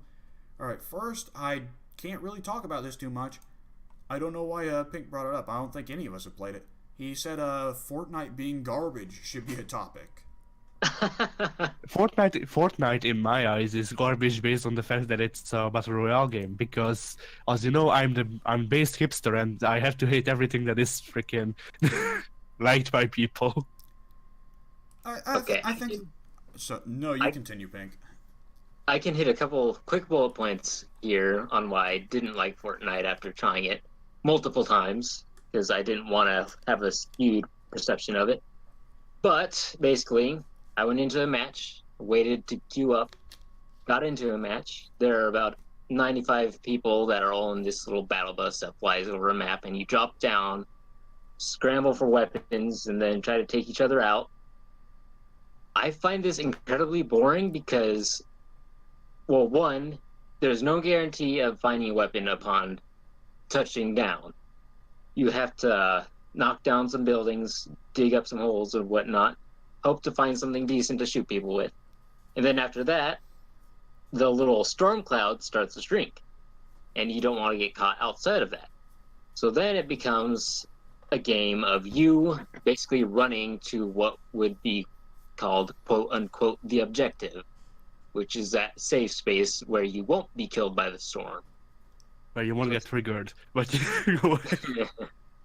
So basically, drop down, grab a weapon or don't grab a weapon, spend the next 20 minutes running toward a little circle, and then die. Usually by some sniper hiding up somewhere in one shot. This sounds very identical to PUBG, or I guess PUBG. PUBG, yes, PUBG. And They're that's basically the same game to my knowledge, except PUBG doesn't have building, whereas Fortnite does. And And they're both on Fortnite is mobile. right. and the graphics. Right, and Fortnite, it has the building there because it was originally designed as sort of a Minecraft knockoff. And of course, over the course of the development cycle, it turned into a PUBG knockoff because the entire purpose of the game is just to knock off whatever's popular at the time of development. But I'm not going to dig on Battle Royale game modes too much because I think there is a really interesting thing. There's a lot of interesting things that can be done there. Having that sort of hunger. But the thing is that these are not game modes. These are the game. I know. Regardless of whether or not it's the mode or the game, there is something interesting that can be done there. Regardless of whether or not it's the mode or the game, I'm tired and fucking sick of getting cut off here by the fucking internet. Damn. Regardless of whether or not it's a mode or the entire game, there's something interesting that can be done there, undoubtedly, because it's got that whole Hunger Games thing going on, where it feels like it's genuinely the best survival of the fittest or what have you. I'd have to question though why it would be fun in Fortnite, because Fortnite, what I've seen of it, Fortnite looks like it controls like shit. Like PUBG. In my experience, it does. PUBG, it looks like it controls like Arma or Counter-Strike, being usual PC games where you try and get an assault rifle with a scope and try and snipe at everybody. And it looks like it controls decently enough. Particularly for PUBG to be the kind of hardcore-ass game that you'd expect, like, out of it or Arma or DayZ or Rainbow Six, all those kind of uber-realistic shooters with, like, realistic bullet drop and everything. So I'd have to question, like, what fun there can be had from a goofy casual game like Fortnite with terrible, terrible shooting mechanics that were originally designed for a Minecraft knockoff. Well, don't shit on it because it's free. Because apparently you can criticize things you get for free. It's free for everybody. Yeah. Yeah. I won't criticize the people who do enjoy it. I just find it incredibly boring and not fun. Incredibly boring is just how you define the most of the Battle Royale gameplay. Well, you would say it's boring. A lot of people would say it's tense, and for good reason. I mean, if I were playing it, it would probably be tense. But then like I don't understand people who go to streams watching people play PUBG because, even if somebody is good, there will be eventually that time when they have to wait 30 minutes just so a guy will show up. With PUBG, there's not a whole lot of waiting that needs to be done because of the death zone type things. But it's not my thing.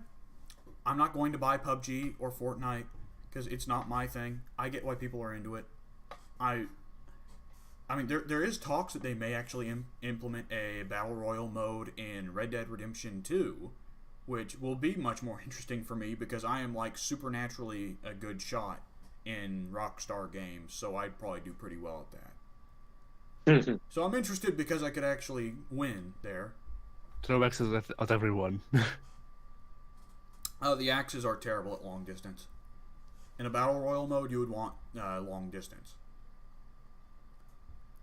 But, let's see. Yeah, I think that's roughly what we can state about Fortnite, particularly because I haven't played it. Pink has played it for a little bit. And, Addy, have you played it? Nope. Okay, yeah. I stay away from these things like the plague, so... Yeah, there's not much really we can state about it because, we haven't played it that much. And we're not really into it, so, And the last topic is, this is ordinarily the topic we begin with, but whatever. What have we been doing in the last week? And ordinarily we'd say last 2 weeks, but we're actually filming this one just after the last episode came out. About, a week ago. And I believe it'll be roughly similar in recording schedule because I think I honestly just released one Shut Your Mouth Lounge episode on this most recent Saturday. No, was it? I can check. You did one yesterday, didn't you? I just released one. I just dropped one at midnight last night. Oh, when was that? Episode 15. Was that last Saturday that we actually released that? Or was that like on Wednesday or something? I'll check 1 second. I think it was like Wednesday or something. So, it was Wednesday. Okay. I. So yeah, we're getting. That was a whole thing because we've switched from recording. We've switched the recording and editing for the podcast. For the podcast from Addie's end to mine. So yeah, now what you're saying is that I need to get my shit together and edit the Siege games. Yes, because on episode 16, at one point we mentioned that the audience is probably tired of Rainbow Six Siege. We talk about that for a little bit, and because I just released that last night, and so far only one Rainbow Six Siege channel has been video has been released on the channel. So if they're tired after 40 minutes of footage, then that's a problem. I mean, they might be tired after 40 minutes with the way we play. Yeah. Possibly. So yeah, I'll try to get my shit together. I mean, as far as I know, everything that would make it impossible for me to have the time to actually edit the videos is out of the way, probably. I mean, I still have to make 4 videos for my own channel, but it has been waiting for 4 weeks. It can probably wait 1 more.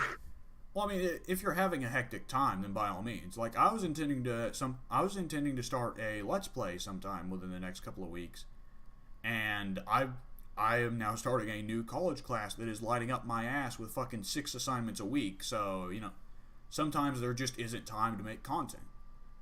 Yeah. Like for now, unless I get more time, I just pull more free time out of my ass. I'm probably going to be focusing more on just getting these podcasts recorded and edited for now. And we'll see if I'm able to get more free time cleared. I will know. I mean, I can edit the gameplay because, I mean, sending over like 5 gigs of footage plus audio is not that easy. Yeah, we should probably stick to that. I think we might be able to switch to... Can you guys hear me? It looks like the internet's shitting. Yes. Okay. Yeah. I think we might be able to switch to just having a weekly podcast. If we can, I think we're getting better at just bullshitting and talking about nothing for several hours now. To the point where we can make weekly podcasts. We don't have to make it bi-weekly. I mean, we could try. I think we've got it. I think we have the possibility. But yeah, so back to topic. Alex, what have you been doing this past week? Well, I've been playing some Injustice 2 Legendary Edition because they released that update. Me and Pink were talking at length about it. I'm real fucking happy because they increased the drop rate for epics and they made it where you're more likely to get epics that you don't already have. So for me and my epic collection, that is very, very, very, very good news. Which Ninja Turtle are remaining? Donatello. Bad answer. I know that was one of your stupid joke questions where it was like I know that was one of your stupid joke dank meme questions, but I just can't help but no sell those because they're stupid. I mean, at least I'm improving because I thought of going into the podcast saying I knew you were talking shit behind my back, so give me some credit. I guess so. Let's see. What else have I been doing this past couple of weeks? I don't believe I've been doing too much. I do want to get into reading like classic novels because I used to be a big reader when I was a little kid and now I'm not. And I have Death in the Afternoon by Ernest Hemingway over here that I want to read because Ernest Hemingway is a writer that I always hear about and I hear nothing about why he's good. I just hear that he's one of the best. So I'm really curious as to why he gets such a reputation. So I'm going to read one of his books. I've got a shitload of schoolwork on my end because online classes, let me tell you, are a bitch. I tried to make some progress in Bloodborne since they released it on PS Plus. I am making very little progress. I get Soon to help me sometimes with the weird little pseudo co-op that the game has. And what else have I been doing? Oh yes, I got to play around with the Yakuza 6 demo that they released. The new fixed one since they a couple weeks ago released the original Yakuza 6 demo that was super fucking broken and let you play through the entire fucking game. Does it actually have some missions? Because the one I played back when I had my PS4, well, I had my borrowed PS4 and I played the Japanese demo. Back then I don't think there were any missions, or at least I didn't find any. The Yakuza 6 demo it'll show you an hour or so of cutscenes, and it'll let you get through like one or two steps of the main quest before stopping you. But it does let you do like 4 or 5 side quests, like full side quests, which is neat. And it does give you pretty much the entire city to roam. And you can continually you are given complete and utter free time, infinite, and you can just build up all the RPG stats to max if you want to. You can't buy any skills, which means that like you can't get access to all the new special moves or anything like that. But you can absolutely make your character like S rank in health and strength and defense and evasion and all the stats if you're willing to grind that much.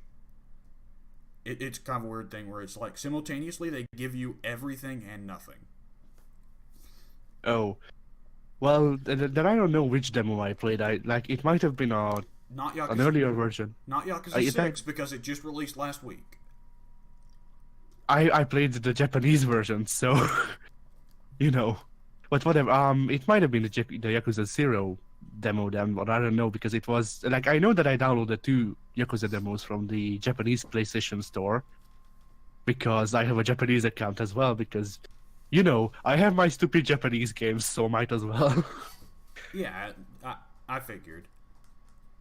But yeah, so all I remember doing in that demo is that, well, I do know that I was encased in like a part of the city and everything was barricaded, and that from what I remember, all I could do is like go eat and then go karaoke and attack people, attack dogs on the street. So I spent like a good 30 minutes playing karaoke because I like karaoke in these games. All It's right. my favorite part in sleeping dogs as well. Yeah, I mean, I enjoyed it. I'm probably going to pick. Yakuza 0 is still very much on my list of games that I want to pick up, but Yakuza 0, I keep running into this situation. I've been trying to buy Yakuza 0 since December, but every time I get close enough to pick up Yakuza 0, something comes up that I have to spend the money on it otherwise.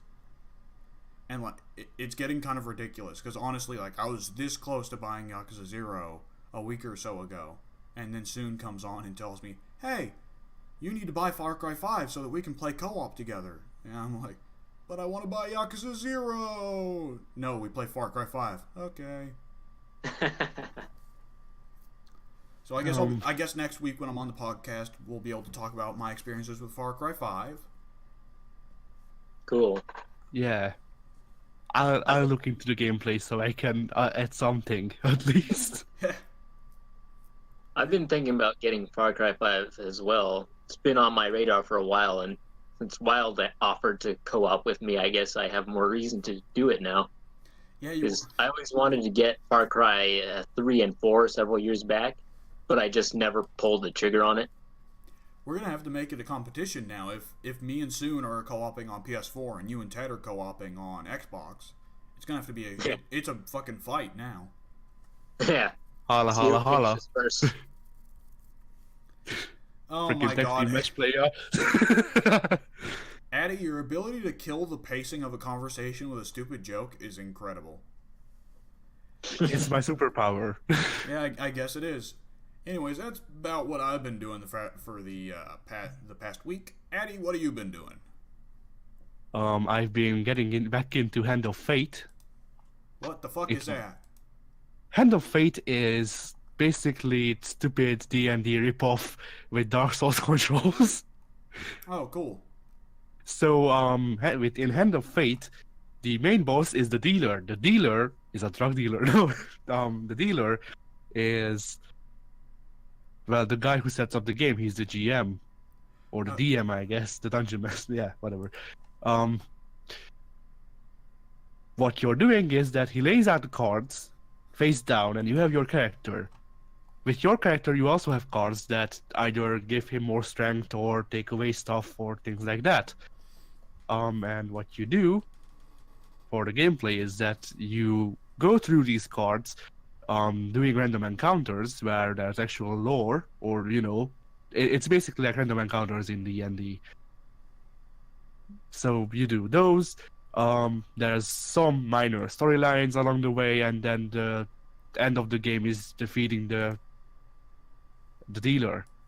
And I have been trying to defeat the dealer for like 2 years now because I picked it up when it was free with gold, and I was like, okay, I'll give it a try. But that was a month when, basically, from my eyes, 2 Dark Souls ripoffs were the free game because, for one, Lords of the Fallen was free, and that's just a straight up Dark Souls ripoff, from what I can tell.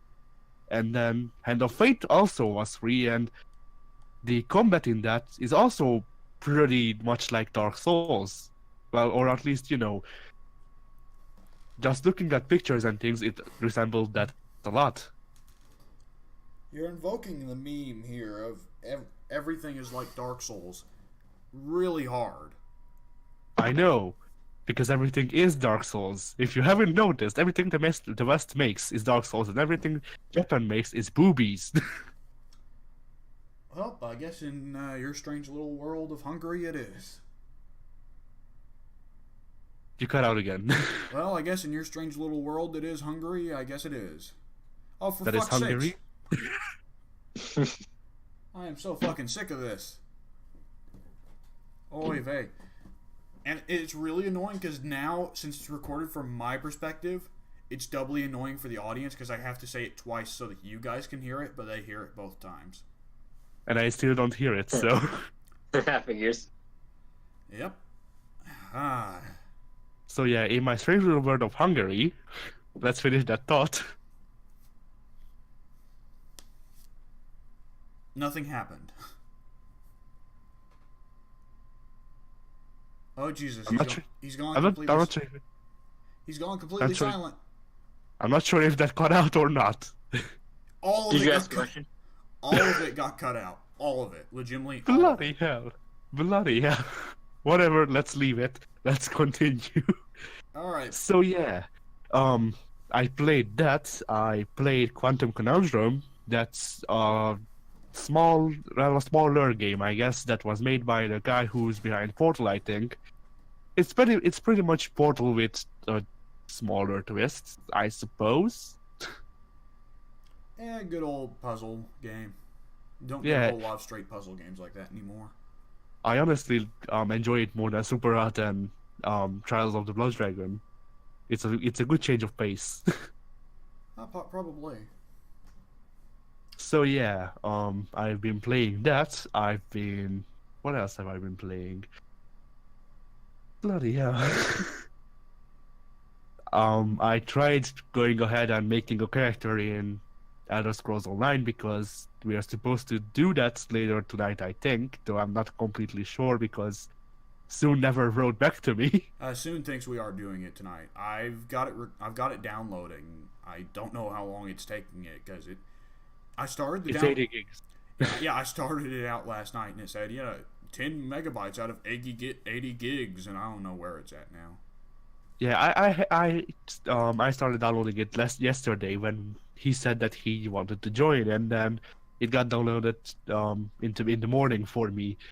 So yeah, I tried doing the character creation in that, and then I realized that, well, judging by my past experience of WoW, which is not much, but whatever, unless we, yeah? It's not like WoW from what I've seen. The footage, it looks much more similar to just a massively multiplayer Elder Scrolls. But yeah, the problem that I faced myself with, or whatever, is that I wasn't sure if choosing different aligned characters or whatever, because there are 3 alignments, I think. Not quite sure, but whatever. I say whatever a lot. Yeah, so I wasn't sure if choosing different kinds of characters from the 3 alignments would mean that we have to fight each other or not. Because, like, I'm fine with going with a human character. I thought of going with a Khajiit just so I can spout memes, but then I'm completely fine with going with a human. I don't know anything about that system. I thought they had done away with the alliance system in a later update because people got pissy about it. I'm not sure, which is why I wanted to get back to it when we do it together. So, you know, like I can, as I've said, my plans are either a Khajiit or a human rogue, and the problem I had with the game is that nothing has bloody text. Everything is just logos, and I have the game downloaded completely, so there shouldn't be missing text if it's that problem. Like, I don't know. It's different UI design, definitely. So yeah, we'll probably hit that tonight. I doubt we'll record it. It'll probably just be a thing to mess around, the four of us. Pink, did you start the download on Elder Scrolls Online? I did not. I completely forgot about that. Okay. shit. You better go ahead and do that because Pink soon wanted us to play in like a half hour from now. Soon wanted us. Yeah, half hour. It's never going to download in time. No, probably not. It's 88 gigs, 89, somewhere around that. We're all doomed. That is absurd. All right. And Pink. Pink is the only one left. Pink. What have you done in the past week? Oh, let's see. I've gone back to Fallout New Vegas because I want to get Rex's puppies. Ah. Yeah. I had a good quote-unquote character started, and I went back to that one because before that I was playing as a evil character, but I decided that the Rex getting puppies ending was too much of a good thing to give it to an evil character. Ah. Yeah. That's probably right. So I went back, and this one I'm just kind of playing however I like. I'm not aligning with anyone this time. I'm going with House, and I'm just sort of doing what I feel is acceptable at the time. So it's like a good character, but is willing to kill people Oh yeah, mercilessly. that's what I do I've done in every playthrough so far. Oh, there. Oh hey, look at that! Finally, X-Men showed up. No, X-Man's been blinking off on and offline the whole time. Oh. Yeah, he'll go offline or online, but he won't actually go into the podcast. We're probably better off with him not being on the show anyways. Well, definitely not that we're on the tail end of the show. Well, yeah. Oh, yeah. And He wouldn't be much. He wouldn't be of much use right now. Yeah, I'd say, is that all you've done this past week, Pink? no, I've started rewatching Avatar: The Last Airbender. The original cartoon, I hope. Yeah, Not the movie. not the movie. I pretend the movie doesn't exist. As you should. Ping binge watches the movie 15 times every week. Yeah, I'm quite certain that some people on the FOS know how much I love that movie. How much we all love that movie. How much the world loves that movie. Yep. But I. So yeah, about the fish having love, or whatever that movie was. That storyline actually was from the show, wasn't it? Which one? Addie mentioned something about fish in love. Isn't that the thing they did with the moon, the princess chick that became the moon? I don't think the fish were in love. No. Just that. What's that? I was just saying that she wasn't love itself. Like she loved soccer. Ah. But I don't think that she was love. Well, she became the moon, right? Yeah. But yeah. Okay, that's what The I said. fish was the moon spirit, and I don't remember what the other fish was, but yeah, that story was taken from the show. Sorry, I'm multitasking here. That was I like think the other one was like the water spirit or something. Might have been. I was thinking that, but I thought that would be a little too obvious to have a fish be a water spirit, so I wasn't quite certain. I'm not exactly sure. Last Airbender was a show that I remember watching like near the like when I was a little kid. I watched it every now and then. I think I caught like bits and pieces of the original Water arc. I may have seen like one or two episodes of the Earth arc, like when they were first introduced to Toph and they were fighting McFoley in the tournament or whatever. Yeah. My favorite scene was when Toph threw Big Foley off the cell. Yeah, and then I think I may have caught like one bit of the Fire arc where they're preparing to fight, whoever, and Zuko was supposed to be a good guy or something. Yeah. But for most of the episodes I've watched of Last Airbender, I probably saw like 10 episodes of the the Water arc, and that was about it. That's about as far as my experience with Last Airbender goes.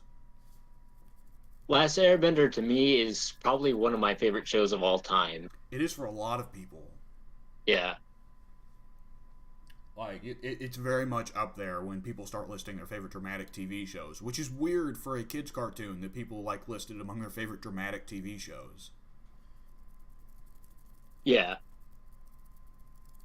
The Last Airbender was a show that I followed a lot when it was on TV, but then they just started doing the thing that, well, the TV does over here, where instead of actually finishing a show, they just start reusing, re-airing episodes from the middle of it and then the start, and then let's actually restart just airing it from the beginning to the end, or not the end, actually just the middle. And then when we're at the middle, let's just restart it at the start, because why not? Never show the end. So yeah, I reached up until the Fire arc, because Zuko was good and Iroh, I think that was his name, his uncle, or whatever he was.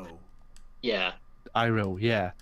He died at one point. Iroh died during the Fire arc? I think he did. If I remember correctly.